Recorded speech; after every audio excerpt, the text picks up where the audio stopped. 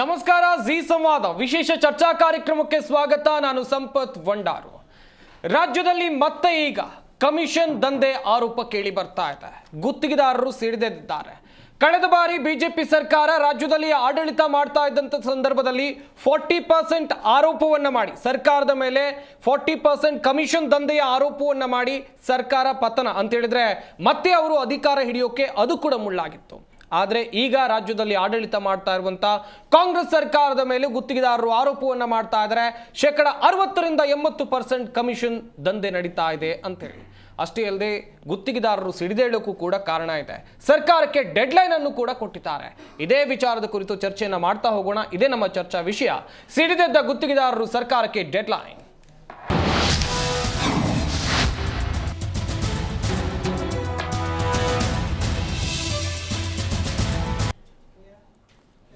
ರಾಜ್ಯ ಸರ್ಕಾರದ ವಿರುದ್ಧ ಗುತ್ತಿಗೆದಾರರು ಸಿಡಿದೆದ್ದಿದ್ದಾರೆ. ಇದಕ್ಕೆ ಕಾರಣ ಕೂಡ ಇದೆ. ಸರ್ಕಾರದ ವಿರುದ್ಧ ತೀವ್ರ ಮಟ್ಟದಲ್ಲಿ ಆಕ್ರೋಶವನ್ನು ವ್ಯಕ್ತಪಡಿಸ್ತಾ ಇದ್ದಾರೆ. ಒಂದು ವೇಳೆ ನೀವು ಬಾಕಿ ಬಿಲ್ ಬಿಡುಗಡೆ ಮಾಡಿಲ್ಲ ಅಂತ ಹೇಳಿದ್ರೆ ನಾವು ಭ್ರಷ್ಟಾಚಾರದ ರಿಪೋರ್ಟ್ ಕಾರ್ಡ್ ಬಿಡುಗಡೆ ಮಾಡ್ತೀವಿ ಅಂತ ಗುತ್ತಿಗೆದಾರರು ಹೇಳ್ತಾ ಇದ್ದಾರೆ. ಸರ್ಕಾರದ ವಿರುದ್ಧ ಗುತ್ತಿಗೆದಾರರ ಸಂಘ ಅಸಮಾಧಾನವನ್ನು ವ್ಯಕ್ತಪಡಿಸಿದೆ. ಸಿದ್ದರಾಮಯ್ಯ ಸರ್ಕಾರದಿಂದ 33,000 ಕೋಟಿ ರೂಪಾಯಿ ಬಾಕಿ ಇದೆ. ಬಾಕಿ ಬಿಡುಗಡೆ ಮಾಡುವಂತೆ ಗುತ್ತಿಗೆದಾರರ ಸಂಘ ಆಗ್ರಹವನ್ನ ಮಾಡಿದೆ. ಸರ್ಕಾರದ ವಿರುದ್ಧ ಸಂಘದ ಅಧ್ಯಕ್ಷರಾಗಿರುವಂತಹ ಮಂಜುನಾಥ್ ಆಕ್ರೋಶವನ್ನು ವ್ಯಕ್ತಪಡಿಸಿದ್ರು. ಪಿಡಬ್ಲ್ಯೂಡಿ ಒಂದೇ ಇಲಾಖೆಯಿಂದ 9,000 ಕೋಟಿ ರೂಪಾಯಿ ಬಾಕಿ ಬರಬೇಕು. ಇನ್ನು ಜಿಬಿಎ ಸೇರಿ 8 ಇಲಾಖೆಗಳಿಂದ 33,000 ಕೋಟಿ ರೂಪಾಯಿ ಬಾಕಿ ಬರಬೇಕು. ಕಳೆದ ಬಾರಿ ದೀಪಾವಳಿ ನಂತರ 1 ತಿಂಗಳು ಕಾಯ್ತೀವಿ ಅಂತ ಹೇಳಿದ್ರೆ ಕಳೆದ ಬಾರಿ ದೀಪಾವಳಿಗೆ ಬಿಡುಗಡೆ ಅಂತೇಳಿ ಮುಖ್ಯಮಂತ್ರಿಗಳು ಒಂದ್ ಕಡೆಯಲ್ಲಿ ಭರವಸೆಯನ್ನ ಕೊಟ್ಟಿದ್ರು. ಆದ್ರೆ ಇದುವರೆಗೂ ಕೂಡ ಬಿಡುಗಡೆ ಆಗಿಲ್ಲ. ಇದು ಗುತ್ತಿಗೆದಾರರ ಅಸಮಾಧಾನಕ್ಕೆ ಕಾರಣವಾಗ್ತಾ ಇದೆ.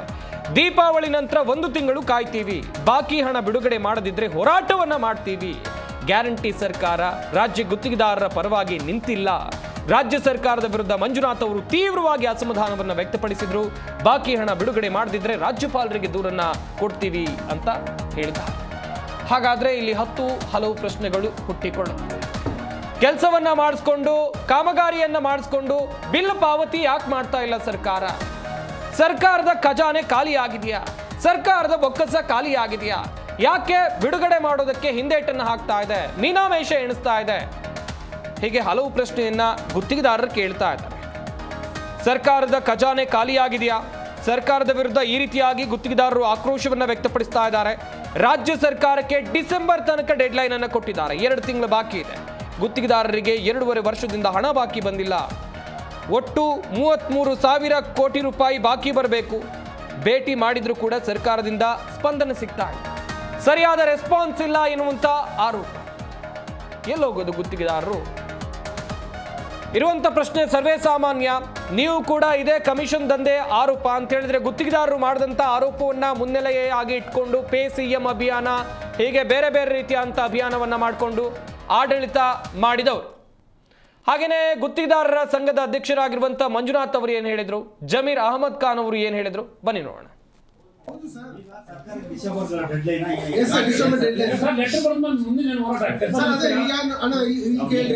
ಲೆಟ್ಸ್ ಬರೆದ್ಮೇಲೆ ನಮ್ಗೆ ಮೊನ್ನೆ ಒಂದು ಮಾನ್ಯ ಮುಖ್ಯಮಂತ್ರಿಗಳ ಆಫೀಸ್ ಇಂದ ಬಂದಿದೆ.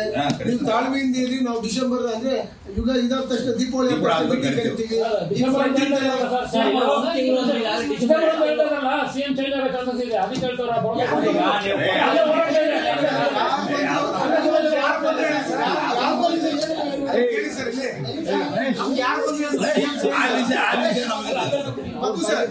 ಮಾನ್ಯ ಮುಖ್ಯಮಂತ್ರಿಗಳು ಮನವಿ ಮಾಡ್ಕೊಂಡ್ವಿ. ನಾವು 2 ವರ್ಷದಿಂದ ಕೇಳ್ತಾ ಇದ್ದೀವಿ. ಆಮೇಲೆ ಎಲ್ಲ ಸಚಿವರನ್ನು ಭೇಟಿ ಮಾಡಿದೀವಿ. ಎಲ್ಲ ಸಚಿವರ ಹತ್ರ ಆಶ್ವಾಸನೆ ತಗೊಂಡಿದೀವಿ. ಬರೀ ಆಶ್ವಾಸನೆ ಆಗಿ ಇದೆ ಹೊರತು ನಮಗೆ ಪೇಮೆಂಟ್ ಆಗಿಲ್ಲ ಅಂತ ಹೇಳಿ ನಾವು ಅವರಿಗೆ ಮಾನ್ಯ ಮುಖ್ಯಮಂತ್ರಿಗಳಿಗೆ ಪತ್ರ ಇಲ್ಲ.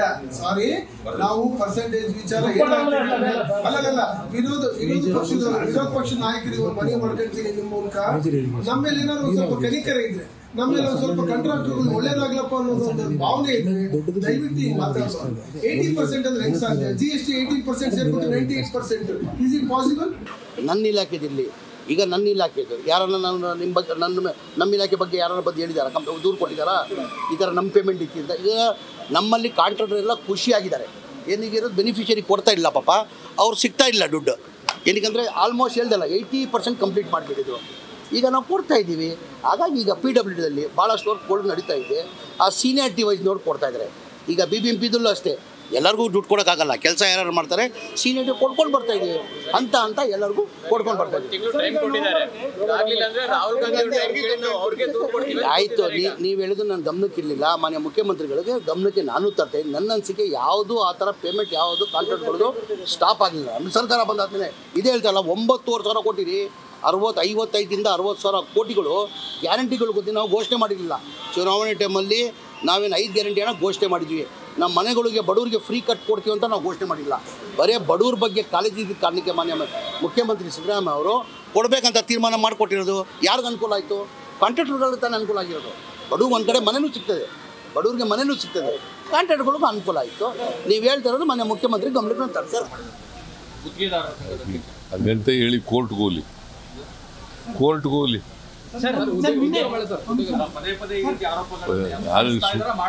ಮಾಡಿಸ್ತಾ ಇದ್ದಾರೆ. ಹಾಗಂತ ಹೇಳಿ ಕೋರ್ಟ್ಗೆ ಹೋಗ್ಲಿ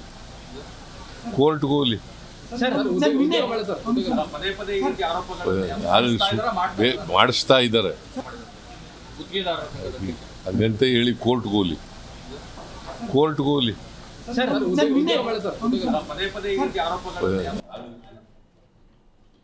ಒಂದ್ ಕಡೆಯಲ್ಲಿ ಗುತ್ತಿಗೆದಾರರ ಸಂಘದವರು ಹೇಳ್ತಾ ಇದ್ದಾರೆ ನಮಗೆ ಬಾಕಿ ಬಿಲ್ ಬಂದಿಲ್ಲ ಅಂತೇಳಿ. ಜಮೀರ್ ಅಹಮದ್ ಖಾನ್ ಅವರನ್ನ ಕೇಳಿದ್ರೆ ಎಲ್ಲಾ ಬಿಲ್ಲು ಕೂಡ ಬಿಡುಗಡೆ ಮಾಡ್ತಾ ಇದ್ದೀವಿ ಅಂತ, ಮುಖ್ಯಮಂತ್ರಿಗಳನ್ನ ಕೇಳಿದ್ರೆ ಕೋರ್ಟ್ಗೆ ಹೋಗಿ ಅಂತ. ಒಂದ್ ಕಡೆಯಲ್ಲಿ ಇಲ್ಲಿ ಗೊಂದಲಕ್ಕೆ ಸಿಕ್ಕಿರೋದು ಯಾರು? ಈಗ ಆರೋಪ ಮಾಡೋಕೆ ಬಿಜೆಪಿ ಅವರಿಗೆ ಏನೋ ಒಂದು ಅಸ್ತ್ರ ಸಿಕ್ಕಿರಬಹುದು, ಆದ್ರೆ ಸರ್ಕಾರ ನಿಜವಾಗ್ಲೂ ಬಾಕಿ ಬಿಲ್ ಪಾವತಿ ಮಾಡ್ತಾ ಇಲ್ವಾ? ಚರ್ಚೆನ ಮಾಡ್ತಾ ಹೋಗೋಣ. ನಮ್ಮ ಸ್ಟುಡಿಯೋದಲ್ಲಿ ಅತಿಥಿಗಳು ಕೂಡ ಜಾಯ್ನ್ ಆಗಿದ್ರೆ ಅವರನ್ನು ಕೂಡ ಈ ಕಾರ್ಯಕ್ರಮಕ್ಕೆ ಬರಮಾಡ್ಕೊಳ್ತಾ ಹೋಗೋಣ. ಮೊದಲನೇದಾಗಿ ಬಿಜೆಪಿ ವಕ್ತಾರರಾಗಿರುವಂತಹ ನಾಗರಾಜ್ ನಾಯಕ್ ಅವರು ನಮ್ಮ ಈ ಕಾರ್ಯಕ್ರಮದಲ್ಲಿದ್ದಾರೆ. ಸರ್ ನಮಸ್ಕಾರ, ಕಾರ್ಯಕ್ರಮಕ್ಕೆ ಸ್ವಾಗತ. ನಮಸ್ತೆ. ಬಿಜೆಪಿ ಕಾಂಗ್ರೆಸ್ ವಕ್ತಾರರಾಗಿರುವಂತಹ ಸ್ವಾತಿ ಚಂದ್ರಶೇಖರ್ ಅವರು ನಮ್ಮ ಈ ಕಾರ್ಯಕ್ರಮದಲ್ಲಿದ್ದಾರೆ. ಮೇಡಮ್ ನಮಸ್ಕಾರ, ಕಾರ್ಯಕ್ರಮಕ್ಕೆ ಸ್ವಾಗತ. ಆಪ್ ವಕ್ತಾರರಾಗಿರುವಂತಹ ಇರ್ಷಾದ್ ಪಾಷಾ ಅವರು ಕೂಡ ನಮ್ಮ ಈ ಕಾರ್ಯಕ್ರಮದಲ್ಲಿದ್ದಾರೆ. ನಮಸ್ಕಾರ, ಕಾರ್ಯಕ್ರಮಕ್ಕೆ ಸ್ವಾಗತ. ಸ್ವಾತಿ ಚಂದ್ರಶೇಖರ್ ಅವರೇ, ದೊಡ್ಡ ಮಟ್ಟದ ಆರೋಪ ನೀವು ಕೂಡ ಗಮನಿಸಿದ್ರಿ. ಗುತ್ತಿಗೆದಾರರ ಸಂಘದ ಅಧ್ಯಕ್ಷರಾಗಿರುವಂತಹ ಮಂಜುನಾಥ್ ಅವರು ಮಾಡಿದ್ರು. ನಿಜಕ್ಕೂ ಸರ್ಕಾರ ಇವರಿಗೆ ಹಣ ಬಿಡುಗಡೆ ಮಾಡ್ತಿಲ್ವಾ? ಅವ್ರು ಹೇಳ್ತಾ ಇದ್ದಾರೆ ಸರ್ಕಾರ ನಮಗೆ ಬಾಕಿ ಬಿಲ್ ಕೊಡ್ತಾ ಇಲ್ಲ, ನಾವು ಭ್ರಷ್ಟಾಚಾರದ ರಿಪೋರ್ಟ್ ಕಾರ್ಡ್ ಬಿಡುಗಡೆ ಮಾಡ್ತೀವಿ ಅಂತ. ಭ್ರಷ್ಟಾಚಾರದ ರಿಪೋರ್ಟ್ ಕಾರ್ಡನ್ನ ಬಾಕಿ ಬಿಲ್ ಕೊಡ್ತಾ ಇಲ್ಲ ಅನ್ನೋ ಕಾರಣಕ್ಕೆ ರಿವೀಲ್ ಮಾಡ್ತೀವಿ ಅಂತ ಹೇಳ್ತಾ ಇರೋರು, ನಿಜವಾಗ್ಲೂ ನಿಮ್ಮ ಹತ್ರ ಭ್ರಷ್ಟಾಚಾರದ ರಿಪೋರ್ಟ್ ಕಾರ್ಡ್ ಇದ್ರೆ ಸರ್ಕಾರದ ವಿರುದ್ಧ ಮಾಡಿ ನೋಡೋಣ, ರಿವೀಲ್ ಮಾಡಿ ನೋಡೋಣ. ಬಾಕಿ ಬಿಲ್ ಕೊಡದೇ ಇದ್ರೆ ರಿವೀಲ್ ಮಾಡ್ತೀವಿ ಅಂತ ಹೇಳುವಂಥ ಧಮಕಿ ಏನು ಹಾಕ್ತಾ ಇದ್ದೀರಿ ನೀವು ಸರ್ಕಾರದ ವಿರುದ್ಧ? ನಮಗಂತೂ ಅರ್ಥ ಆಗ್ತಿಲ್ಲ. ಭಾಳ ಸ್ಪಷ್ಟವಾಗಿ ನಿಮ್ಗೆ ಹೇಳ್ತಾ ಇದ್ದೀನಿ, ನಮ್ಮ ಸರ್ಕಾರ ಅಸ್ತಿತ್ವಕ್ಕೆ ಬಂದು 2 ವರ್ಷ 5 ತಿಂಗಳ ಕಾಲಾವಕಾಶ ಆಯಿತು. ಸೊ ಎಲ್ಲ ಕೆಲಸ ಕಾರ್ಯಗಳು ಕೂಡ ಸರ್ಕಾರ ಬಂದ 1 ತಿಂಗಳ ನಂತರದಲ್ಲಿ ಶುರು ಆಗುತ್ತೆ. ಸೊ 2 ವರ್ಷ 4 ತಿಂಗಳ ಅವಧಿಯನ್ನು ನಾನು ಇವತ್ತಿನ ದಿನ ಕನ್ಸಿಡರ್ ಮಾಡ್ತಾ ಇದ್ದೀನಿ. ಈ 2 ವರ್ಷ 4 ತಿಂಗಳ ಹಿಂದೆ ಯಾವ ಸರ್ಕಾರವೂ ಮಾಡೋದಿಲ್ಲ. ಸಂಪತ್, ನೀವು ನೋಡಿರ್ಬೋದು, ಇಷ್ಟು ವರ್ಷಗಳ ಕಾಲ ನೀವು ಪತ್ರಿಕೋದ್ಯಮದಲ್ಲಿದ್ದೀರಿ, ಯೋಚನೆನೂ ಮಾಡೋಕ್ಕಾಗದಿರುವಂಥ ಸಂಗತಿಯನ್ನು ಬಿಜೆಪಿ ಸರ್ಕಾರ ಮಾಡಿ ಹೋಗಿದೆ. PWD ಮಂತ್ರಾಲಯದಲ್ಲಿ ಅಲ್ಲಿರುವಂತಹ ಆಫೀಸರ್ಸು ಬಜೆಟ್, ಬಿಜೆಪಿ ಸರ್ಕಾರದ ಬಗ್ಗೆ ಮಾತಾಡ್ತಾ ಇರೋದು ನಾನು, ಅಲ್ಲಿರುವಂತಹ ಆಫೀಸರ್ಸು ಹೋಗಿ ಬೇಡ್ಕೊಂಡಿದ್ದಾರೆ, ನೋಡಿ ಸರ್ 5,000 ಕೋಟಿ ಆಗುವಷ್ಟನ್ನು ಟೆಂಡರ್ಗಳನ್ನು ನೀವು ಮಂಜೂರು ಮಾಡಿ ಸೈನ್ ಹಾಕಿ ಅವರಿಂದ ಕಮಿಷನ್ ತಗೊಂಡು ಹೋಗ್ಬಿಟ್ಟಿದ್ದೀರಿ. ಮುಂದೆ ನೀವು ಬರ್ತಿರೋ ಇಲ್ವೋ ಗೊತ್ತಿಲ್ಲ, ದಯವಿಟ್ಟು ಬಜೆಟ್ನಲ್ಲಿ ಇದನ್ನು, ಅಂದರೆ ಏನೊಂದು ಮಿಡ್ ಟರ್ಮ್ ಬಜೆಟ್ ಅಂತ ನಾವು ಮಂಡನೆ ಮಾಡ್ತೀವಿ, ಆ ವರ್ಷ 2023ರಲ್ಲಿ ಮಂಡನೆ ಮಾಡಿದ್ದೀವಿ, ಇದನ್ನು ತೀರಿಸಿ ಹೋಗಿ ಅನ್ನುವಂತಹ ಸ್ಪಷ್ಟ ವಿಚಾರವನ್ನು ಹೇಳಿ ಹೋಗಿದ್ದಾರೆ. ನೀವು ಯಾವುದೇ ಸರ್ಕಾರ ಆಗಿರಲಿ, ಇನ್ನೇನು ಚುನಾವಣೆ ಹೊಸ್ತಿಲಲ್ಲಿ ಇದ್ದೀವಿ ಅನ್ನೋದಾದರೆ ಫೆಬ್ರವರಿಯ ಮುಂಚೆ ತರಾತುರಿಯಲ್ಲಿ ಅಥವಾ ಜನವರಿಯಲ್ಲಿ ಎಲ್ಲ ಜಿಯೋಗಳು ಇಶ್ಯೂ ಆಗುವಂಥದ್ದು ಆ್ಯಂಡ್ ಪಾಸ್ಟ್ ಬಜೆಟಿನ ಆಧಾರದ ಮೇಲೆ ಗೌರ್ಮೆಂಟ್ ಆರ್ಡರ್ಗಳು ಬರುವಂಥದ್ದು, ಆಯವ್ಯಯ ನಡೆಯುವಂಥದ್ದು, ಫಿನಾನ್ಸ್ ಡಿಪಾರ್ಟ್ಮೆಂಟ್ ಎಚ್ಚರಿಕೆ ವಹಿಸುವಂಥದ್ದನ್ನು ನಾವು ನೋಡಿದ್ದೀವಿ. ಯಾವುದಾದ್ರೂ ಸರ್ಕಾರ, ನಾಚಿಕೆಟ್ಟಂತಹ ಸರ್ಕಾರ, ಫೆಬ್ರವರಿ ಆದ ನಂತರದಲ್ಲಿ ಚುನಾವಣೆಯ ಇನ್ನೇನು ಹೊಸ್ತಿಲಲ್ಲಿ, ಮೇಯಲ್ಲಿ ನಾವು ಚುನಾವಣೆಗೆ, ಏಪ್ರಿಲಲ್ಲಿ ನಾವು ಚುನಾವಣೆಗೆ ಹೋಗಬೇಕು, ನೀತಿ ಸಂಹಿತೆ ಘೋಷಣೆ ಆಗುತ್ತೆ, ಮಾರ್ಚ್ನಲ್ಲಿ 5,000 ಕೋಟಿ, ಒಂದಲ್ಲ ಎರಡಲ್ಲ, this is on record, I am going, 5,000 ಕೋಟಿ ಟೆಂಡರ್ನ PWD ಡಿಪಾರ್ಟ್ಮೆಂಟ್ ಅಲ್ಲಿ ಇಶ್ಯೂ ಮಾಡಿ ಹೋಗಿರುವಂತದ್ದು ಬಿಡುಗಡೆ ಆಗಿತ್ತು. ನೀವು ಟೆಂಡರ್, ನೀವು ಕೆಲಸ ಮಾಡಿ ಜಿಯೋ ಇಶ್ಯೂ ಮಾಡಿಬಿಟ್ಟಿದ್ದೀರಿ, ಅವ್ರು ಕೆಲಸ ಮಾಡೋದಕ್ಕೆ ಶುರು ಮಾಡಿಬಿಟ್ಟಿದ್ದಾರೆ, ಆದ್ರೆ ಯಾರುಗಳಿಗೂ ಕೂಡ ನೀವು ಹಣವನ್ನ ಪಾವತಿ ಮಾಡಿಲ್ಲ. ಅಂಡ್ ಇದಾದ ನಂತರದಲ್ಲಿ ಇದೇ ರೀತಿಯಾಗಿ ಸರಿಸುಮಾರು 20ರಿಂದ 21,500 ಕೋಟಿಯಷ್ಟು ಹಣವನ್ನ ಮಿಕ್ಕ ಎಲ್ಲಾ ಇಲಾಖೆಗಳಲ್ಲೂ ಕೂಡ ಮಾಡಿಟ್ಟು ಹೋಗಿರುವಂಥದ್ದು. ಈ ಹೊರೆಯನ್ನ ಭರಿಸ್ತಾ ಇರೋದು ಯಾರು ಅಂತಂದ್ರೆ ಇವತ್ತು ನಾವು ಬಂದಿರುವಂತಹ ಕಾಂಗ್ರೆಸ್ ಸರ್ಕಾರ. ಅಂಡ್ ಎಷ್ಟೋ ಟೆಂಡರ್ಗಳು ಅವಶ್ಯಕತೆ ಇಲ್ಲದೆ ಇರುವಂತಹ ಟೆಂಡರ್ಗಳು, ಅನಾವಶ್ಯಕ ಟೆಂಡರ್ಗಳು, ಅರ್ಧಂಬರ್ಧ ಕೆಲಸ ಆಗ್ಬಿಟ್ಟಿದೆ ಇವತ್ತಿನ ದಿನ. ಅದನ್ನ ವಾಪಸ್ ತೆಗೆದುಕೊಳ್ಳೋ ಹಾಗಿಲ್ಲ. ಯಾಕೆಂದ್ರೆ ಗುತ್ತಿಗೆದಾರರ ಅವರ ಯಾವ ತಪ್ಪು ಇಲ್ಲ ಇದರಲ್ಲಿ. ಅವರಿಗೆ ಅನ್ಯಾಯ ಮಾಡೋದಕ್ಕೆ ಸರ್ಕಾರವಾಗಿ ನಾವು ತಯಾರಾಗಿಲ್ಲ. ಸೊ ಅರ್ಧಂಬರ್ಧ ಆಗಿರುವಂತಹ ಪ್ರಾಜೆಕ್ಟ್ ಗಳನ್ನ ನಾವು ಮುಂದೆ ತೆಗೆದುಕೊಂಡು ಹೋಗಬೇಕಾಗಿದೆ. ಈಗ ಹೊಸ ಪ್ರಾಜೆಕ್ಟ್ಗಳಿಗೆ ಹೊಸ ಏನು ನಾವು ಸರ್ಕಾರವಾಗಿ ರಚನೆ ಮಾಡಿದ ನಂತರದಲ್ಲಿ ನಮ್ಮ ಒಂದಿಷ್ಟು ಯೋಜನೆಗಳಿರುತ್ತೆ, ನಮ್ಮ ಒಂದಿಷ್ಟು ಪ್ರಾಜೆಕ್ಟ್ಗಳಿರುತ್ತೆ, ನಮ್ಮ ಒಂದಿಷ್ಟು ಡ್ರೀಮ್ಗಳಿರುತ್ತೆ. ಅದರ ಆಧಾರದ ಮೇಲೆ ಅದರ ಅನುಸಾರವಾಗಿ ನಾವು ಬಜೆಟ್ಗಳನ್ನ ಹಾಕಿರ್ತೀವಿ. ಬಜೆಟ್ ಅನ್ನ ಮಂಡನೆ ಮಾಡುವಂಥದ್ದು, ರಿಲೀಸ್ ಮಾಡುವಂಥದ್ದು. ಇವರು ಹೊರಿಸಿರುವಂತಹ ಹೊಣೆ ಒಂದ್ ಕಡೆ ಆದ್ರೆ, ಬರ್ದೇ ಇರುವಂತಹ GST ಬಾಕಿ ಕೇಂದ್ರ ಬಿಜೆಪಿ ಸರ್ಕಾರದಿಂದ, ಮತ್ತೊಂದು ಕಡೆ NDA ಸರ್ಕಾರದಿಂದ. ಸೊ ಈ ಎಲ್ಲಾ ಸಮಸ್ಯೆಗಳನ್ನ ನಮ್ಮ ತಲೆ ಮೇಲೆ ಹೊರಿಸಿ ಗುತ್ತಿಗೆದಾರರನ್ನ ಚೂ ಬಿಟ್ಟು ಮಾಡುವಂತಹ ಕೆಲಸ ಇವತ್ತಿನ ದಿನ ಸರ್ಕಾರದ ವಿರುದ್ಧ ನಡೆದಿದೆ. ಇದಕ್ಕೆ ಯಾವುದೇ ಸೊಪ್ಪನ್ನ ಅಥವಾ ಮಣ್ಣನೆಯನ್ನ ನಾವು ಹಾಕೋದಿಲ್ಲ. ಬಹಳ ಸ್ಪಷ್ಟವಾಗಿ ನಾವು ಹೇಳ್ಬಿಟ್ಟಿದೀವಿ. ಇಲಾಖೆವಾರು ಯಾವ ಅಂಡ್ ಎಲ್ಲಾ ಇದ್ರಲ್ಲೂ ಕೂಡ ನಿಮಗೆ ಕ್ಲಾಸ್ 1 ಕಾಂಟ್ರಾಕ್ಟರ್ಸ್ ಅಂತ ಇರ್ತಾರೆ, ಆಮೇಲೆ ಕ್ಲಾಸ್ 2 ಕಾಂಟ್ರಾಕ್ಟರ್ಸ್ ಅಂತ ಇರ್ತಾರೆ. ಅದರಲ್ಲೂ ಕೂಡ ಎಷ್ಟು ವರ್ಷಗಳ ಕಾಲ ಅವರು ಸರ್ಕಾರದ ಜೊತೆ ಸೇವೆಯನ್ನ ಸಲ್ಲಿಸಿದ್ದಾರೆ. ಅಂಡ್ ಮೋಸ್ಟ್ ಇಂಪಾರ್ಟೆಂಟ್ ಅನ್ನುವಂಥದ್ದು ಒಂದಿರುತ್ತೆ. ಈಗ ಫಾರ್ ಎಕ್ಸಾಂಪಲ್, ಈಗ ಇಮಿಡಿಯೇಟ್ ರಿಲೀಸ್ ಆಗಬೇಕಾಗಿರುವಂತ ದುಡ್ಡು ಅನ್ನೋದು ಒಂದಿರುತ್ತೆ. ಅಂಡ್ ಇದು ಆಯ್ತಪ್ಪ ಒಂದು ಹಂತದಲ್ಲಿ ರಿಲೀಸ್ ಆಗಬಹುದಾದಂತ ದುಡ್ಡುಗಳು ಅನ್ನೋದು ಒಂದಿರುತ್ತೆ. ಇದು ಆಯಾ ಬಜೆಟ್ಗೆ ಸಂಬಂಧಪಟ್ಟಿರುವಂತದ್ದು. ಇವರು 3 ವರ್ಷದಿಂದ ಮಾಡಿಟ್ಟಿರುವಂತಹ ಹೊರೆಯನ್ನ ಇವತ್ತಿನ ದಿನ ಕರ್ನಾಟಕ ಸರ್ಕಾರ, ಕಾಂಗ್ರೆಸ್ ಸರ್ಕಾರ ತೀರಿಸ್ತಾ ಇದೆ. ಇವರು ಬಂದು ಮಾಡಿ 40% ಹೊರೆ ಹಾಕಿ 40% ಕಮಿಷನ್ ತಗೊಂಡು ಹೊರಟುಬಿಟ್ರು. ಆದ್ರೆ ಇವತ್ತಿನ ದಿನ ಈ ಹೊರೆಯನ್ನ ಯಾರು ಅನುಭವಿಸ್ತಾ ಇದ್ದಾರೆ ಅಥವಾ ಇದನ್ನ ಯಾರು ಹೊಣೆ ಹೊತ್ಕೊಂಡಿದ್ದಾರೆ ಅಂತಂದ್ರೆ ಅದು ಕರ್ನಾಟಕದ ಜನತೆ ಮತ್ತು ಕಾಂಗ್ರೆಸ್ ಸರ್ಕಾರ. Irrespective of what ever it is, ಯಾವುದೇ ಗುತ್ತಿಗೆದಾರರಿಗೂ ಕೂಡ ಮೋಸ ಆಗದಂತೆ ಬಿಜೆಪಿ ಸರ್ಕಾರ ಮಾಡಿರುವಂತಹ ಎಡವಟ್ಟಿನ ಕೆಲಸ ಅವರ ತಲೆ ಮೇಲೆ ಬೀಳದಂತೆ ನಾವು ನೋಡ್ಕೋತೀವಿ. ನಾವು we are very good at our finances and our budget. We will ensure that everyone gets their justice and their finances cleared. Okay. Bills cleared. Yes. Nagaraj Nayak ಅವರೇ, ಕಾಂಗ್ರೆಸ್ ವಕ್ತಾರರು ಮಾಡ್ತಾ ಇರುವಂತಹ ಆರೋಪಗಳನ್ನು ನೋಡಿದ್ರೆ ನಿಮ್ಮ ಸರ್ಕಾರ ಉಳಿಸಿ ಹೋದಂತ ಬಾಕಿಯನ್ನೇ ಅವರಿಗೆ ತೀರ್ಸೋಕ್ ಆಗ್ತಾ ಇಲ್ಲ ಎನ್ನುವಂತ ಆರೋಪ. ಈಗ ಗುತ್ತಿಗೆದಾರರು ಮಾಡ್ತಾ ಇರುವಂತ ಆರೋಪಕ್ಕೂ ಅಥವಾ ನಿಮ್ಮ ಓಕೆ ನಮ್ಮ ಯೋಜನೆಗಳನ್ನು ನಾವು ಮುಂದಕ್ಕೆ ತರ್ತಾ ಇದೀವಿ. ಎರಡಕ್ಕೂ ನಾವು ಅದೇ ನಿಮ್ಗೆ ಸವಾಲಾಗಿದೆ. ಹಂಗಾದ್ರೆ ಅದೇ ನಿಮ್ಗೆ ಸವಾಲಾಗಿದೆ. ಹೌದು. ಕಮಿಷನ್ ಇಸ್ಕೊಂಡು ಹೋದ್ರೆ ಯಾರೇನ್ ಮಾಡೋದಕ್ಕಾಗುತ್ತೆ ಅದಕ್ಕೆ? ನಾಗರಾಜ್ ನಾಯಕ್ ಅವರು ಅವ್ರು ಹೇಳೋದು ಕೇಳಿಸ್ಕೊಂಡ್ರೆ, ಈಗ ಆರೋಪ ಮಾಡ್ತಾ ಇರೋದು ಗುತ್ತಿಗೆದಾರರು, ಕ್ಲಾರಿಟಿ ಅವ್ರಿಗೆ ಕೊಡ್ಬೇಕಿತ್ತು. ಆದ್ರೆ ಇಲ್ಲಿ ಕಾಂಗ್ರೆಸ್ನವ್ರು ಮಾಡ್ತಾ ಇರೋದು ಬಿಜೆಪಿ ಮೇಲೆ ಆರೋಪ. ನೀವೇನ್ ಹೇಳ್ತೀರಾ? ಈಗಾಗಲೇ ಒಟ್ಟು 33,000 ಕೋಟಿ ರೂಪಾಯಿ ಪೆಂಡಿಂಗ್ ಇರುವುದರ ಬಗ್ಗೆ ಇದು ನಾವು ಹೇಳಿದ್ದಲ್ಲ. ಈ ಗುತ್ತಿಗೆದಾರರು ಇವತ್ತು ಏನು ಸಭೆ ಕರೆದು ಪ್ರೆಸ್ ಮೀಟ್ ಕರೆದು ಹೇಳಿರ್ತಕ್ಕಂತಹದ್ದು ಅವ್ರು ಯಾರು ಬಿಜೆಪಿ ಗುತ್ತಿಗೆದಾರರಲ್ಲ ಅಥವಾ ಕಾಂಗ್ರೆಸ್ಸಿನ ಗುತ್ತಿಗೆದಾರರು ಅಲ್ಲ, ಆಪಿನ ಗುತ್ತಿಗೆದಾರರು ಅಲ್ಲ. ಅದು ಒಂದು ಒಂದು ಒಂದು ಒಂದು ಸ್ವಾಯತ್ತವಾದಂಥ ಒಂದು ಸಂಸ್ಥೆ. ಅವರು ಮಾಡ್ಕಿರ್ತಕ್ಕಂತಹದ್ದು. ಮಂಜುನಾಥ್ ಅವರು ಬಂದು, ಅಧ್ಯಕ್ಷರು ಮಂಜುನಾಥ್ ಅವರು ಬಂದು ಈ ರೀತಿ ಆರೋಪವನ್ನು ಮಾಡಿದ್ದಾರೆ. ದೀಪಾವಳಿವರೆಗೆ ರಿಲೀಸ್ ಆಗಲಿಲ್ಲ ಅಂತ ಹೇಳಿದ್ರೆ ಏನೋ ಕಾರ್ಡ್ ಅನ್ನ ರಿಲೀಸ್ ಮಾಡ್ತಿದ್ದೀವಿ, ನಿಮ್ಮ ಭ್ರಷ್ಟಾಚಾರದ ಕಾರ್ಡ್ ಅನ್ನ ಅಂತ ಹೇಳಿ. ಕಳೆದ ಬಾರಿ ಯಾರೋ ಒಂದು ಅಲಿಗೇಷನ್ ಮಾಡಿದಾಗ ಸಿದ್ದರಾಮಯ್ಯನವರು ಏನು ಹೇಳಿದ್ರು? ಕಾಂಗ್ರೆಸ್ ಅಲಿಗೇಷನ್ ಮಾಡಿದ್ದ, ಇದು ಬಿಜೆಪಿಯ ಮೇಲೆ ಮಾಡಿದಾಗ ಕಾಂಗ್ರೆಸ್ ಮಾಡಿದ್ದ ಅಂತ ಕೇಳಿದ್ರು. ಗುತ್ತಿಗೆದಾರರೇ ಮಾಡಿದ್ದಾರೆ, ಅವರೇ ನಮ್ಮ ಸಂಬಂಧಿಕರ ಅಂತ ಕೇಳಿದ್ರು. ಇವತ್ತು ಅದೇ ಪ್ರಶ್ನೆಯನ್ನ ಕೇಳ್ತಾ ಇದ್ದೀವಿ. ಈ ಗುತ್ತಿಗೆದಾರರು ಇವತ್ತೇನು ಅಲಿಗೇಷನ್ ಮಾಡಿದಾರಲ್ಲ, ಅವ್ರು ನಮ್ಮ ಸಂಬಂಧಿಕರು ಅಲ್ಲ, ಕಾಂಗ್ರೆಸ್ನವರ ವೈರಿಗಳು ಸಹಿತ ಅಲ್ಲ. ಸಾಮಾನ್ಯ ಅಲಿಗೇಷನ್ ಅಲ್ಲ. ಈಗ ಇನ್ನೊಂದು ಬಹಳ ದುರಂತವಾದ, ಮೇಡಮ್ ಒಂದು ನಿಮಿಷ, ಲೆಟ್ ಮಿ ಕಂಪ್ಲೀಟ್. ನೀವು ದಯವಿಟ್ಟು ಮಾತಾಡಬಾರ್ದು, ನನಗೆ ಮಾತಾಡೋಕೆ ಅವಕಾಶ ಕೊಡಿ. ಈಗ ಸ್ವಾತಿ ಮೇಡಮ್ನವರು ಒಂದು ಮಾತು ಹೇಳಿದ್ರು, ಏನು ಅಂತ ಹೇಳಿದ್ರೆ, ಬಿಜೆಪಿ ಮಾಡಿರುವಂತ ಈ ಎಡವಟ್ಟುಗಳನ್ನೆಲ್ಲ ನಾವೀಗ ಸುಧಾರಿಸ್ತಾ ಇದ್ದೀವಿ, ನಮಗೆ ತೊಂದರೆ ಆಗ್ತಾ ಇದೆ ಅನ್ನುವಂಥ ರೀತಿಯಲ್ಲಿ ಒಂದು ಮಾತನ್ನ ಆಡಿದ್ರು. ಮೆನ್ ಮೇ ಬಿ ಲೈ ಬಟ್ ನಾಟ್ ದ ಡಾಕ್ಯುಮೆಂಟ್ಸ್ ಅಂತ ಹೇಳ್ತಾರೆ. ಮನುಷ್ಯ ಸುಳ್ಳನ್ನು ಹೇಳ್ಬೋದು, ಆದ್ರೆ ಕಾಗದ ಪತ್ರಗಳು ಎಲ್ಲ ಕಾಗದ ಪತ್ರಗಳನ್ನ ತಂದು ಇಡಿ ನೋಡೋಣ. ಇದು ಯಾರ ಅವಧಿಯಲ್ಲಿ ಆಗಿದ್ದು, ಯಾರ ಅವಧಿಯಲ್ಲಿ ಎಷ್ಟು ಕಾಮಗಾರಿಗಳ ಬಗ್ಗೆ ಪೇಮೆಂಟ್ ಆಯ್ತು, ನಂತರ ಯಾರಾಗ್ಲಿಲ್ಲ, MB ಯಾವಾಗ ಬರೆದ್ರು, ಕ್ರಿಯಾ ಯೋಜನೆ ಯಾವಾಗ ಆಯ್ತು, ಇವನ್ನೆಲ್ಲವನ್ನ ಒಂದ್ಸಲ ನೋಡ್ಬಿಡಿ ಅಲ್ಲ.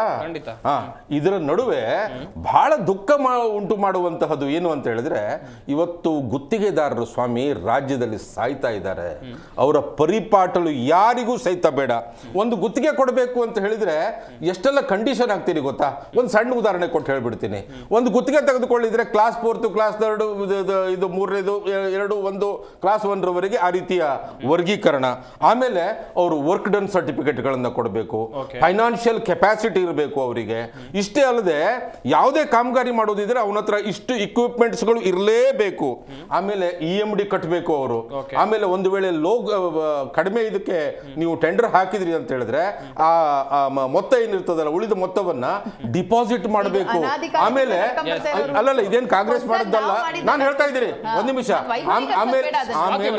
ಆಮೇಲೆ ಮೇಂಟೆನೆನ್ಸ್ ಅಂತ ಹೇಳಿ 5% ಇಡಬೇಕು, ಇಷ್ಟೆಲ್ಲ ಕಂಡೀಷನ್ಗಳು ಹಾಕಿದ್ರಲ್ಲ.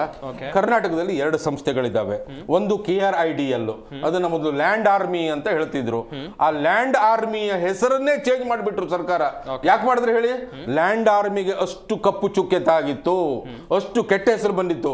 ಈ ಕೆಟ್ಟ ಹೆಸರನ್ನು ತೆಗೆದುಕೊಂಡು ಕಾಮಗಾರಿಗೆ ಹೋಗಬಾರ್ದು ಅಂತ ಹೇಳಿ ಅದ್ರ ಹೆಸರೇ ಚೇಂಜ್ ಮಾಡಿಬಿಟ್ರು. ಆಮೇಲೆ ನಿರ್ಮಿತಿ ಕೇಂದ್ರ ಅಂತ ಒಂದು ಮಾಡಿದ್ರು. ಇವೆರಡು ಸಂಸ್ಥೆಗಳಿಗೆ ಇವತ್ತು ಜಿಲ್ಲಾವಾರು 100 ಕೋಟಿ ರೂಪಾಯಿಗಳ ಕಾಮಗಾರಿಯನ್ನ ಸರ್ಕಾರ ಕೊಡ್ತಾ ಇದೆ. ಸರ್ಕಾರದ ಅಧೀನದಲ್ಲಿ ನಡೆಯುವಂತ ಸರ್ಕಾರದ ಅಧೀನದ ಸಂಸ್ಥೆಗಳು.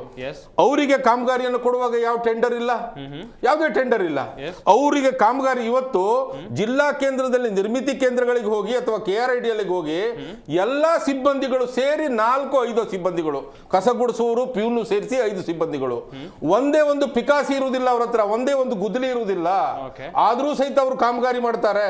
ಮೂರನೇದು, ಅವರು ಈ 100 ಕೋಟಿ ರೂಪಾಯಿ ಕಾಮಗಾರಿಯನ್ನು ಮಾಡ್ತಾರಲ್ಲ, ಅದನ್ನ ಬೇರೆಯವರಿಗೆ ವಸ್ತುಗಳನ್ನ ಖರೀದಿ ಮಾಡುವಾಗ, ಈಗ ಮಣ್ಣು ಒಬ್ಬರಿಂದ ಖರೀದಿ ಮಾಡ್ತಾರೆ, ಕಲ್ಲು ಒಬ್ಬರಿಂದ ಖರೀದಿ ಮಾಡ್ತಾರೆ, ಕಬ್ಬಿಣ ಒಬ್ಬರಿಂದ ಖರೀದಿ ಮಾಡ್ತಾರೆ. ಈ ರೀತಿ ಖರೀದಿ ಮಾಡುವಾಗ ಅವರು ಯಾವುದೇ ಟೆಂಡರ್ ಅನ್ನ ಕರಿಬೇಕು ಅಂತ ಇಲ್ಲ.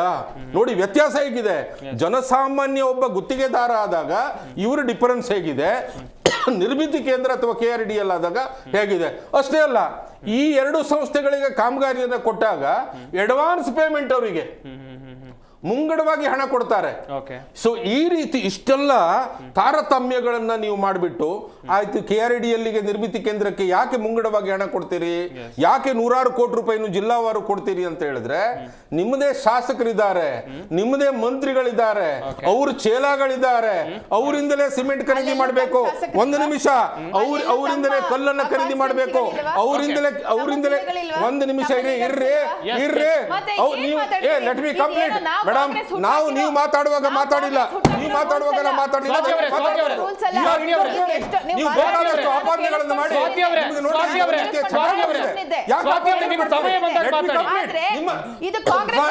ನಿಮ್ಮ ಸಮಯ ಬಂದಾಗ ನಿಮ್ಮ ಸಮಯ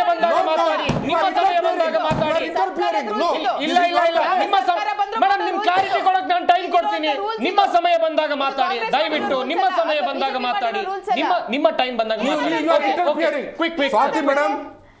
ಇದೇ ನಿಮ್ಮದು ಟೆಂಡೆನ್ಸಿ ಆಗಿದ್ರೆ ನೀವು ಮಾತಾಡುವಾಗ ನಾನು ಅವಕಾಶ ನೀವು ಅಡ್ಡಿಪಡಿಸ್ತಾ ಇದ್ದೀರಿ.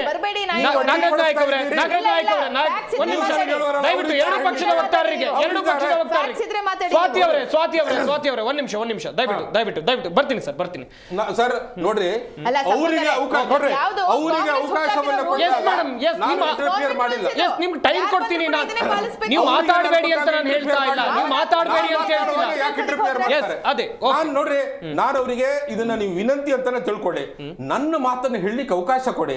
ನಿಮ್ದು ಕೌಂಟರ್ ಇದ್ರೆ ದಯವಿಟ್ಟು ಅದನ್ನ ಸಲ್ಲಿಸಿ. ಅದ್ರ ಬಿಟ್ಟು ಇಡೀ ಒಂದು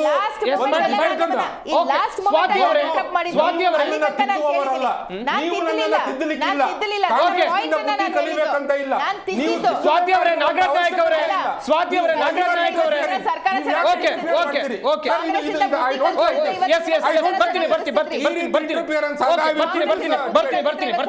ಇರ್ಷಾದ್ ಪಾಷಾ ಅವರೇ, I don't like this. No, sir, I have not completed. Okay, quick.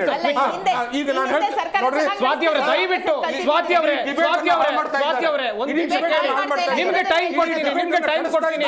ಇಲ್ಲಿ ಬೇರೆ ಪಕ್ಷದ ವಕ್ತಾರರು ಇದ್ದಾರೆ, ಅವರಿಗೂ ಕೂಡ ಮಾತಾಡಬೇಕು.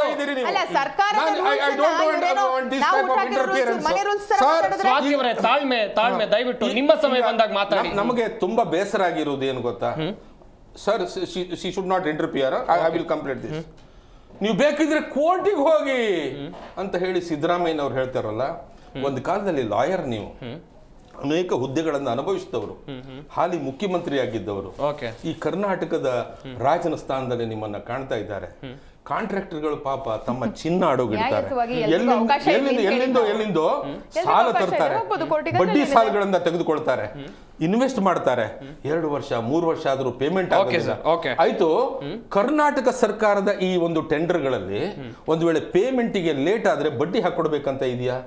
ಎಲ್ಲೂ ಇಲ್ಲ. ಆದ್ರೆ ಕಾಮಗಾರಿ ವಿಳಂಬ ಮಾಡಿದ್ರೆ ನೀವು ಫೈನ್ ಹಾಕ್ತೀರಿ, ಅದಕ್ಕೆ ಎಕ್ಸ್ಟ್ರಾ ಪೇಮೆಂಟ್ ಅನ್ನ ಮಾಡ್ಬೇಕಾಗ್ತದೆ ಇವರು. ಇದು ತೊಂದ್ರೆ ಅಲ್ಲ. ಒಂದು ಸಿದ್ದರಾಮಯ್ಯ ಸಿದ್ದರಾಮಯ್ಯನವರು ಹೇಳಿದ್ರು ಕೋರ್ಟಿಗೆ ಹೋಗಿ ಸ್ವಾಮಿ, ಕೋರ್ಟಿಗೆ ಹೋಗಿ ಅಂತ ಹೇಳಿದ್ರು. ಸಮಯ ಆಗಿದೆ ಸರ್, ಸಮಯ ಆಗಿದೆ. ಬರ್ತೀನಿ ಇರ್ಷಾದ್ ಪಾಷಾ ಅವರೇ, ಮುಂದಿನ ಹಂತದಲ್ಲಿ ನಿಮ್ಮಿಂದ ಮಾಹಿತಿಯನ್ನ ಪಡ್ಕೊಳ್ತೀನಿ. ಗಮನಿಸ್ತಾ ಇರಬಹುದು ವೀಕ್ಷಕರೇ, ಒಂದ್ ಕಡೆಯಲ್ಲಿ ಗುತ್ತಿಗೆದಾರರು ಮಾಡ್ತಾ ಇರುವಂತಹ ಆರೋಪ ಎಷ್ಟರ ಮಟ್ಟಿಗೆ ಇದೆ ಅಂತೇಳಿ, ರಾಜ್ಯ ಸರ್ಕಾರದ ವಿರುದ್ಧ ಗುತ್ತಿಗೆದಾರರು ಸಿಡಿದೆದ್ದಿದ್ದಾರೆ ಎನ್ನುವುದಾಗಿ ನಾನು ನಿಮ್ಗೆ ಮಾಹಿತಿಯನ್ನ ಕೊಡ್ತಾ ಇದ್ದೆ. ಇವತ್ತು ಸುದ್ದಿಗೋಷ್ಠಿಯನ್ನ ಮಾಡಿ ಅವರು ಮಾಡಿರುವಂತಹ ಆರೋಪಗಳ ವಿಚಾರಕ್ಕೆ ಸಂಬಂಧಿಸಿದಂತೆ ಚರ್ಚೆ ಆಗ್ತಾ ಇತ್ತು. ಆ ವಕ್ತಾರರನ್ನ ಕೇಳ್ತಾ ಹೋಗೋಣ. ಇರ್ಷಾದ್ ಪಾಷಾ ಅವರೇ, ಕಳೆದ ಬಾರಿ ಕಾಂಗ್ರೆಸ್ನವರು ಬಿಜೆಪಿಯವರ ಮೇಲೆ ಆರೋಪ ಮಾಡಿದ್ರು. ಈಗ ಸರತಿ ಬಿಜೆಪಿಯವರು ಕಾಂಗ್ರೆಸ್ನವರ ಮೇಲೆ ಆರೋಪ ಮಾಡ್ತಾ ಇದ್ದಾರೆ. ಇಲ್ಲೂ ಕೂಡ ಗುತ್ತಿಗೆದಾರರು ಮೀಟಿಂಗ್ ಮಾಡಿದ್ದಾರೆ. ನೀವೇನು ಹೇಳ್ತೀರಾ ಸರ್? ಸಮಯದ ಚಕ್ರ ನೋಡಿ ಹೆಂಗಿದೆ. 2.5 ವರ್ಷದ ಮುಂಚೆ 40% ಅಂತ ಕಾಂಗ್ರೆಸ್ ಸರ್ಕಾರದವರು ಯಾವ ಥರ ಮೈಲೇಜ್ ತೊಗೊಂಡ್ರು ಅಂದರೆ ಇಡೀ ಕರ್ನಾಟಕ ನೋಡಿದೆ. PCM 40%, ಕರ್ನಾಟಕ ಲೂಟಿ, ಏನೇನೋ ಹೇಳ್ಕೊಂಡು ಬಂದರು. ಇವಾಗ ಅದೇ ಅಲಿಗೇಷನ್ ಇವ್ರ ಮೇಲೆ ಬಂದಿದ ತಕ್ಷಣನೇ ಹೆಂಗ್ ರಿಯಾಕ್ಟ್ ಮಾಡ್ತಾವ್ರೆ? ಕೋರ್ಟಿಗೆ ಹೋಗ್ರಿ, ನಮ್ಗೆ ಕೇಳಬೇಡ್ರಿ. ಹೋಗೋವಾಗ ಏನೋ ಕಾಂಗ್ರೆಸ್ ಅವರು ಹೇಳ್ತಾ ಇದ್ರು, BJP ಸರ್ಕಾರ ಅವರು ಹೋಗೋವಾಗ ಏನೋ ಟೆಂಡರ್ ಹೋಗ್ಬಿಟ್ರು. 2.5 ವರ್ಷ ಆಯಿತು ನಾವು ಬಂದು, ನಾವು ಕೆಲಸ ಸ್ಟಾರ್ಟ್ ಮಾಡಿನೇ 2 ವರ್ಷ 4 ತಿಂಗಳಾಗಿದೆ ಅಂತ. 2 ವರ್ಷ 4 ತಿಂಗಳಿಂದ ನಿಮ್ಗೆ ಗೊತ್ತು ತಾನೇ ಕರಪ್ಷನ್ ಆಗಿದೆ ಅಂತ. ಏನಕ್ಕೆ ಒಬ್ರಿಗೂ ನೀವು ಜೈಲಿಗೆ ಹಾಕ್ಸಿಲ್ಲ, ಅವ್ರ ಮೇಲೆ ಮಾತಾಡಿಲ್ಲ? ಇವಾಗ ಇವ್ರು ಗುತ್ತಿಗೆದಾರರು ಆಚೆ ಬಂದಿದ ತಕ್ಷಣ ಇವ್ರಿಗೆ ನೆನಪಾಗಿದೆ, ನಾವು 2.5 ವರ್ಷ ಆಯಿತು ನಾವು ಸರ್ಕಾರಕ್ಕೆ ಬಂದ್ವಿ, BJP ಅವರು ಭ್ರಷ್ಟಾಚಾರ ಮಾಡಿಬಿಟ್ಟು ಹೋಗಿದ್ದಾರೆ, ಅದಕ್ಕೆ ಇವ್ರು ಎಲಿಗೇಷನ್ ಮಾಡ್ತಾವ್ರೆ ಅಂತ. ನೀವು 2.5 ವರ್ಷದಿಂದ ಏನೂ ಗೊತ್ತಾಗ್ಲೇ ಇಲ್ಲ ನಿಮಗೆ, ಇಲ್ಲಿ ಕರಪ್ಷನ್ ನಡೆದಿದೆ ಅಂತಾನು ಗೊತ್ತಾಗಿಲ್ಲ. ಸರ್ಕಾರ ಮಾತ್ರ ಬದಲಾವಣೆ ಆಗಿದೆ, ಯಾವುದೇ ಕಾರಣಕ್ಕೆ ಲೂಟಿ ಮಾಡೋದು ಕರ್ನಾಟಕದಲ್ಲಿ ಬದಲಾವಣೆ ಆಗಿಲ್ಲ. BJPನೂ ಲೂಟಿ ಮಾಡಿಬಿಟ್ಟು ಹೋಗಿದೆ, ಕಾಂಗ್ರೆಸ್ ಅವರು ಲೂಟಿ ಮಾಡ್ತಾ ಇದ್ದಾರೆ. ಹೆಸರುಗಳು ಚೇಂಜ್ ಮಾಡ್ಕೊಂಡ್ರೆ ಏನಾಗಲ್ಲ ಸರ್. BBMP ಇಂದ ಬರೀ GBA ಮಾಡ್ಕೊಂಡ್ರೆ ಏನು ಬದಲಾವಣೆ ಆಗಲ್ಲ. BBMP ಇಂದ GBA ಮಾಡಿದ್ರು ಲೂಟಿನೇ, GBA ಇಂದ ನೀವು ಬ್ರ್ಯಾಂಡ್ ಬೆಂಗಳೂರು ಮಾಡಿದ್ರು ಲೂಟಿನೇ. ಬರೀ ಲೂಟಿ ಮಾಡೋದು ಹೆಸರು ಚೇಂಜ್ ಮಾಡ್ಕೊಂತ ಇದಾರೆ ಅಷ್ಟೇ. ಅಧಿಕಾರಿಗಳು ಚೇಂಜ್ ಆಗಿದ್ದಾರೆ, ಲೂಟಿ ಚೇಂಜ್ ಆಗಿದೆಯಾ? ಪಾಪ ಇವಾಗ ಕಾಂಟ್ರಾಕ್ಟರ್ಗಳು ಕೇಳ್ತಾ ಇರೋದೇನೋ, ಕೆಲಸ ಮಾಡಿರೋ ಬೆವರು ಸುರಿಸಿರೋ ದುಡ್ಡು ಕೇಳ್ತಾ ಇರೋದು ನಿಮ್ಮ ಹತ್ರ, ಏನು ಭಿಕ್ಷೆ ಕೇಳ್ತಾ ಇಲ್ಲ. ಅರ್ಥ ಮಾಡ್ಕೊಳ್ಬೇಕು, ಅವ್ರಿಗೂ ಕಷ್ಟಗಳಿರುತ್ತೆ. ಕಷ್ಟ ಇದೆ ಅಂತಾನೆ ಅವರು ಮೀಡಿಯಾದವ್ರು ಮುಂದೆ ಬಂದಿರೋದು. ಏನಕ್ಕೆ ಮೀಡಿಯಾದವ್ರು ಮುಂದೆ ಬಂದು ಅವ್ರು ಹೆಲ್ಪ್ ಕೇಳ್ತಾ ಇದ್ದಾರೆ? ಸರ್ಕಾರ ಇವ್ರ ಮಾತು ಕೇಳ್ತಾ ಇಲ್ಲ, ಅದಕ್ಕೆ ಅವ್ರು ಮೀಡಿಯಾದವ್ರು ಮುಂದೆ ಬಂದಿದ್ದಾರೆ. ಮೀಡಿಯಾದವ್ರು ಚಾಟಿ ಬೀಳ್ಸಿದ್ರೆ ಮಾತ್ರ ಇವ್ರು ದುಡ್ಡು ಕೊಡ್ತಾರೆ. ಇವಾಗ ಈ ತರ ಪರಿಸ್ಥಿತಿಗೆ ತಗೊಂಡ್ ಬಂದ್ಬಿಟ್ಟು ಇವಾಗ ಬರೀ ಎಲಿಗೇಷನ್ಸೇ ಮಾಡ್ಕೊಂಡಿದ್ರೆ ಏನು ಇದಕ್ಕೆ ಫಲ ಸಿಗಲ್ಲ. ಸದ್ಯಕ್ಕೆ ಅವ್ರಿಗೆ ಏನ್ ಪ್ರಾಬ್ಲಮ್ ಆಗಿದೆ ಅದು ಕ್ಲಿಯರ್ ಮಾಡ್ಕೊಡ್ಬೇಕು. ಅದಾದ್ಮೇಲೆ ನೋಡೋಣ ಎಷ್ಟು % ಏನೋ. ಇವ್ರು 40 ಅಂತ ಹೇಳ್ತಾ ಇದ್ರು, ಇವಾಗ ಅವ್ರು 60 ಅಂತ ಹೇಳ್ತಾ ಇದ್ದಾರೆ. ಈ ಪರ್ಸೆಂಟೇಜ್ ಮಾತ್ರ ಬದಲಾವಣೆ ಆಗ್ತಾ ಇದೆ. 40 ಇಂದ 60, 60 ಇಂದ 80 ಆಗುತ್ತೆ. ನೆಕ್ಸ್ಟ್ ಬರ್ತಾ ಯಾವ ರೀತಿ ಕರ್ನಾಟಕದಲ್ಲಿ ಆಗುತ್ತೆ ಅಂದ್ರೆ, ರೋಡ್ ಅದೇ ಇರುತ್ತೆ, ಬರೀ ಫೋಟೋ ತಗೊಂಡ್ ಬಂದು ಕೊಟ್ಬಿಟ್ಟು ಬಿಲ್ ಕ್ಲಿಯರ್ ಮಾಡಿಸ್ಕೊಳ್ತಾರೆ. ಏನಕ್ಕಂದ್ರೆ ಗುತ್ತಿಗೆದಾರರೆಲ್ಲ MLA ಅವ್ರ ಫ್ಯಾಮಿಲಿ ಅವ್ರ ತಾನೇ ಇರ್ತಾರೆ. ಯಾವ ಸರ್ಕಾರ ಇರುತ್ತೆ ಅವ್ರ ಫ್ಯಾಮಿಲಿಯಿಂದ ಯಾರಿಗಾದ್ರೂ ಒಂದು ಗುತ್ತಿಗೆ ಕೊಡ್ತಾರೆ. ಮೇಡಮ್ ಐಡಿಯಾ ಇಲ್ಲ ಮೇಡಮ್, ನೀವು ಸರ್ಕಾರ ನಡೆಸ್ತಾ ಇರೋದೇ ಆತರ 2.5 ವರ್ಷದಿಂದ ಜನ ನೋಡಿದ್ದಾರೆ. ನೀವು ಯಾವ ತರ ಸರ್ಕಾರ ನಡೆಸ್ತಾ ಇದ್ದೀರಾ ಅಂತ ಜನ ನೋಡ್ಬಿಟ್ಟೆ ಇವಾಗ ಚೀತು ಅಂತಾರೆ ಕಾಂಗ್ರೆಸ್ ಅವ್ರಿಗೆ. ಇವಾಗ ಹೆಂಗೋ ಸಿದ್ದರಾಮಯ್ಯ ಅವ್ರು ಹೋಗೋ ಸಮಯ ಬಂದಿದೆ, ಹೋಗ್ತಾ DK ಶಿವಕುಮಾರ್ ಅವ್ರ ತಲೆ ಮೇಲೆ ಆಗ್ಬಿಟ್ಟು ಹೋಗೋಣ ಅಂತ ಯೋಚನೆ ಮಾಡ್ತಾ ಇರ್ಬೇಕು. ಮೇಡಮ್ ನೋಡಿ ಮೇಡಮ್, ನಾನು ಹೇಳುವಾಗ ನೀವು ಮಾತಾಡುವಾಗ ನಾವ್ ಎಲ್ಲೂ ನಿಮ್ಗೆ ಇದೇ ಮಾಡೋಣ. ಕಾಂಗ್ರೆಸ್ ಅವ್ರ ಮನಸ್ಥಿತಿ ಏನ್ ಗೊತ್ತಾ? ಇವ್ರು ಸರ್ಕಾರ ವಿರುದ್ಧ ಮಾತಾಡಿದ ತಕ್ಷಣ ಇವ್ರಿಗೆ ತಾಳಕ್ಕಾಗಲ್ಲ. ಸರ್ಕಾರದಲ್ಲಿ ಇದ್ದೀರಾ, ಶಾಬಾಷ್ ಅನ್ನೋದು ಹೇಳಿದ್ರು ಸಹಿಸ್ಕೊಳ್ಬೇಕು, ನಿಮ್ ಕೈ ತೋರಿಸಿದ್ರು ಸುಮ್ನೆ ಇರ್ಬೇಕು. ಇಲ್ಲ ಬರೀ ಶಾಬಾಷ್ ಅಂದಿದ ತಕ್ಷಣ ನಮ್ ಸರ್ಕಾರ ಒಳ್ಳೇದು, ಇವ್ರ ಕೈ ತೋರಿಸಿದ ತಕ್ಷಣ ಇವ್ರು ಕೆಟ್ಟವರು ಅಂದ್ರೆ ಆ ಮನಸ್ಥಿತಿ ಬದಲಾವಣೆ ಮಾಡ್ಕೊಳ್ಳಿ. ಸರ್ಕಾರದಲ್ಲಿ ಇರೋರು ಒಳ್ಳೆ ಮನಸ್ಥಿತಿಯಿಂದ ಕೆಲಸಗಳು ಮಾಡಬೇಕು. ಇಲ್ಲಿ ನಾವು ಕೇಳ್ತಾ ಇರೋದು ಗುತ್ತಿಗೆದಾರರಿಗೆ ಕಷ್ಟ ಆಗಿದೆ, ಅವರು ಪರಿಹಾರ ಮಾಡ್ಕೊಡಿ ಅಂತ. ಅದ್ರ ಬಗ್ಗೆ ಮಾತಾಡಿ ಮೇಡಮ್ ಅಂದ್ರೆ ಸುಮ್ನೆ ಇವ್ರು ಭ್ರಷ್ಟಾಚಾರ ಮಾಡಿದ್ರು, ಅವ್ರು ಭ್ರಷ್ಟಾಚಾರ ಮಾಡಿದ್ರು, ನೀವು ಮಾಡಿದೀವಿ ಅಂತ ಇವ್ರು ಹೇಳ್ತಾ ಇದಾರೆ, ಬಿಡ್ತಾರಂತೆ ದೀಪಾವಳಿ ಆಗಿದ ತಕ್ಷಣ. ಸ್ವಾತಿ ಅವರೇ, ನೀವು ಆಗ್ಲಿಂದ ಹೇಳ್ತಾ ಇದೀರಿ ಕಳೆದ ಸರ್ಕಾರ ಹೋಗಿರುವಂತ ಸಾಲನೆ ನಮ್ಗೆ ತೀರ್ಸೋಕ್ ಆಗ್ತಾ ಇಲ್ಲ ಅಂತ ಹೇಳಿ. ತೀರ್ಸಕ್ ಆಗ್ತಿಲ್ಲ ಅಂತ ಹೇಳಿದ್ರೆ ತೀರಿಸ್ತಾ ಇದೀವಿ ಅಷ್ಟುವರೆನಾ ಮೇಡಮ್? ಹಾಗಾದ್ರೆ ನಿಮ್ಮ ಲೆಕ್ಕಾಚಾರದಲ್ಲೇ ಬರೋಣ. 2 ವರ್ಷ 4 ತಿಂಗಳು ರಾಜ್ಯದಲ್ಲಿ ಸರ್ಕಾರ ಕಾಂಗ್ರೆಸ್ ಬಂದು ಆಡಳಿತ ಶುರು ಮಾಡಿದೆ. ಆದ್ರೆ 2 ವರ್ಷ 4 ತಿಂಗಳಲ್ಲಿ ನೀವು ಏನ್ ಮಾಡಿದಿರಾ ಹೇಳಿಕೊಳ್ಳುವಂತ ಯೋಜನೆಯನ್ನ ಏನ್ ಕೊಟ್ಟಿದ್ದೀರಾ? ಹಾಗೆ ಒಂದ್ ವಿಚಾರ, ಜನ ಕಟ್ಟಿದಂತ ತೆರಿಗೆ ಹಣ ಎಲ್ಲೋಯ್ತು ಮೇಡಮ್? ಜನ ಕಟ್ಟಿದಂತ ತೆರಿಗೆ ಹಣ ಅಲ್ಲ, ಜನ ಕೊಟ್ಟಿರುವಂತ ತೆರಿಗೆ ಹಣನ ನಾವೇನು ನುಂಗ್ ಹಾಕ್ತಿದೀವಿ ಅಥವಾ ಜನ ಕಟ್ಟಿರುವಂತ ತೆರಿಗೆ ಹಣ ಎಲ್ಲಿ ಹೋಯ್ತು ಅಂತ ಕೇಳಿದ್ರೆ ನಮ್ಮ ಹತ್ರ ಡೇಟಾ ಇದೆ, ನಾವು ಕೊಡ್ತೀವಿ. ಆಯವ್ಯಯ ನೀವು ನೋಡ್ಕೋಬಹುದು, ಬಜೆಟ್ ಎಲ್ಲೆಲ್ಲಿ ಅಲೋಕೇಶನ್ ಆಗ್ತಾ ಇದೆ, ಎಲ್ಲೆಲ್ಲಿ ಹೋಗ್ತಾ ಇದೆ ಅನ್ನುವಂಥದ್ದು. 21,500 ಕೋಟಿ ಹೊರೆಯನ್ನ ನೀವು ಈ 33,000 ಕೋಟಿಯಿಂದ ಮೈನಸ್ ಮಾಡ್ಬಿಡಿ, ಆಯ್ತಾ? ಸೊ ಈ 33,000 ಕೋಟಿಯಲ್ಲಿ ಮೈನಸ್ ಮಾಡಿದ್ರೆ ನಮ್ಮ ಹತ್ರ ಉಳಿಯುವಂಥದ್ದು ಎಷ್ಟು? ಸರಿ ಸುಮಾರು 11,500 ಕೋಟಿ, ಇಲ್ಲ 11,000 ಕೋಟಿ ಬೇಡ, 12,000 ಕೋಟಿನ ಇಟ್ಕೊಳ್ಳಿ, ಇನ್ನೊಂದು 500 ಕೋಟಿ ಎಕ್ಸ್ಟ್ರಾ ನಿಮಗೆ ಕೊಡ್ತಾ ಇದ್ದೀನಿ ನಾನು. ಸೊ ಈ 12,000 ಕೋಟಿ ನಮ್ಮ ಹತ್ರ ಇರುವಂಥದ್ದು. ಆ್ಯಂಡ್ ಪ್ರತಿ ವರ್ಷ ಈ ಸತಿ ನಾವು ಇನ್ಕ್ಲೂಡಿಂಗ್ ಯೋಜನೆಗಳು ಎಲ್ಲವನ್ನೂ ಸೇರಿ, ಗ್ಯಾರಂಟಿಗಳನ್ನ ಸೇರಿ ನಾವು PWD ಡಿಪಾರ್ಟ್ಮೆಂಟ್ಗೆ ಕೊಟ್ಟಿರುವಂಥದ್ದು ಹೋದ ವರ್ಷದ ಆಯವ್ಯಯದಲ್ಲಿ 10,000 ಕೋಟಿ, ಈ ವರ್ಷದ ಆಯವ್ಯಯದಲ್ಲಿ ನಾವು ಕೊಟ್ಟಿರುವಂಥದ್ದು 11,500 ಕೋಟಿ. ಮತ್ತೆ ಮುಂದಿನ ವರ್ಷ ಇನ್ನೇನು ಬರುತ್ತೆ, ಇನ್ನೊಂದು 4 ರಿಂದ 5 ತಿಂಗಳಲ್ಲಿ ಬಜೆಟ್ ಬರುತ್ತೆ. ಸೊ ಇನ್ನು 5 ತಿಂಗಳಲ್ಲಿ ನಾವು ಅದನ್ನ 12,500ದಿಂದ 15,000 ಕೋಟಿವರೆಗೂ ನಾವು ಬಜೆಟ್ ಅನ್ನ ಇದೆಲ್ಲ ಯಾಕೆ ಮಾಡಿರುವಂಥದ್ದು? ಅಲ್ಲ Sampath, you have to understand something very clearly and scientifically. ಒಂದು ವಿಷಯ ನೀವು ಅರ್ಥ ಮಾಡ್ಕೊಳ್ಳಿ, ನನ್ನ ಸಂಬಳ ಇವತ್ತಿನ ದಿನ 1 ಲಕ್ಷ ರೂಪಾಯಿ ಬರ್ತಾ ಇದೆ ಅಂತಂದ್ರೆ, ನಾನು ನಮ್ಮ ತಂದೆ ಮಾಡಿಟ್ಟಿರುವಂತಹ ಸಾಲನೋ ನಮ್ಮ ತಾಯಿ ಮಾಡಿಟ್ಟಿರುವಂತಹ ಸಾಲನೋ ನನ್ನ ಸಂಬಳ ನನ್ನ ಬಜೆಟ್ ಪ್ರಕಾರ ಎಷ್ಟಿರಬೇಕು, ನಾನು ಇಷ್ಟೆಲ್ಲ ಮಾಡಿ ನಾನು 20,000 ಕೋಟಿ 20,000 ರೂಪಾಯಿ ನಾನು ಉಳಿಸ್ತೀನಪ್ಪ ಅಂತ ಅನ್ಕೋತೀನಿ. ಅದೇ 40,000 ರೂಪಾಯಿ ನನ್ನ ಮೇಲೆ ಮುಂಚಿತವಾಗಿ ನನ್ನ ಮೇಲೆ EMI ಅನ್ನುವಂತ ಹೊರೆ ಇದ್ರೆ ನಾನು ಉಳಿಸೋದಿಕ್ ಸಾಧ್ಯನಾ? ಇಲ್ಲ. ನಾನು 20,000ವನ್ನ ನಾನು ಬೇರೆ ಯಾರಿಂದನ ನಾನು ಇನ್ನೊಂದು ಲೋನ್ ಮಾಡೋ ಅಥವಾ ಪ್ರತಿ ತಿಂಗಳು ನಾನು ಬಾರೋ ಮಾಡ್ಕೊಂಡು ನಾನು ಅದನ್ನ ಕಟ್ಟಬೇಕಾಗತ್ತೆ. ಆ ಹೊರೆ ನನ್ನ ಮೇಲೆ ಇರುವಂತದ್ದು. And this is something which is very clear. ನೀವು ಇಲಾಖೆವಾರು ನೋಡ್ತಾ ಹೋಗಿ. ನಾಯಕ್ ಅವರು ಮಾತಾಡ್ತಾ ಇದ್ದಾಗ ಬಹಳ ಚೆನ್ನಾಗಿ ಒಂದು ಮಾತು ಹೇಳಿದ್ರು. ಎಷ್ಟು ಸುಲಭವಾಗಿ ಮಾತಾಡಿದ್ರು ಅಂದ್ರೆ KRDL ಅನ್ನುವಂತ ಒಂದು ವಿಚಾರವನ್ನ ಮಾತಾಡಿದ್ರು. ಇನ್ನೊಂದು ಇಲಾಖೆಯ ಬಗ್ಗೆ ಮಾತಾಡಿದ್ರು. ಇದ್ಯಾವುದು ನಾವು ಹುಟ್ಟಾಕಿರುವಂತ ಇಲಾಖೆಗಳಲ್ಲ, ಇದು ಸರ್ಕಾರ ಫಂಕ್ಷನ್ ಮಾಡುವಂತ ರೀತಿ. ನಾವು ಬಂದ್ರು ಹಿಂಗೆ ಫಂಕ್ಷನ್ ಮಾಡೋದು, ಅವ್ರು ಬಂದ್ರು ಹಿಂಗೆ ಫಂಕ್ಷನ್ ಮಾಡೋದು. ಆಯಾ ಜಿಲ್ಲೆಗಳಲ್ಲಿ ಶಾಸಕರಿಗೆ ನಾವು ಕೊಟ್ಟು ಬಿಡ್ತೀವಿ, ಅದು ಶಾಸಕರಿಗೆ ಹೋಗ್ಬಿಡುತ್ತೆ ಅಂತ ಹೇಳಿದ್ರು. ಶಾಸಕರಲ್ಲಿ ಯಾಕೆ ಬಿಜೆಪಿ ಶಾಸಕರಿಲ್ವಾ? JDS ಶಾಸಕರಿಲ್ವಾ? ಬರೀ ಕಾಂಗ್ರೆಸ್ ಶಾಸಕರು ಮಾತ್ರ ಇವತ್ತಿನ ದಿನ ರಾಜ್ಯದಲ್ಲಿ ಇರುವಂತದ?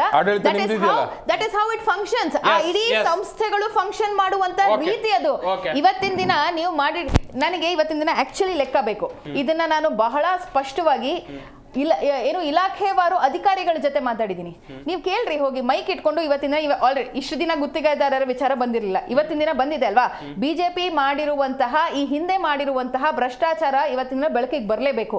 ಯಾಕೆ ಬಜೆಟ್ ಆದ ನಂತರದಲ್ಲಿ 5,000 ಕೋಟಿ ಒಂದು ಇಲಾಖೆಯಲ್ಲಿ, ಮತ್ತೊಂದು ಇಲಾಖೆಯಲ್ಲಿ 3,500 ಕೋಟಿ. ಅಂಡ್ ಇದೆಲ್ಲ ನಾನು ಅವರೇ ಹೇಳಿದ್ರಲ್ಲ, ಮೆನ್ ಕ್ಯಾನ್ ಲೈ but not letters are not papers ಅಂತ, ಕಾಗದ ಪತ್ರಗಳಲ್ಲಿ ಇರುವಂತದ್ದು. ಇವತ್ತಿನ ದಿನ ಜಿ ಕನ್ನಡ ನ್ಯೂಸ್ ಒಂದು ಅಭಿಯಾನವನ್ನ ಶುರು ಮಾಡಬೇಕು ರಾಜ್ಯದಲ್ಲಿ.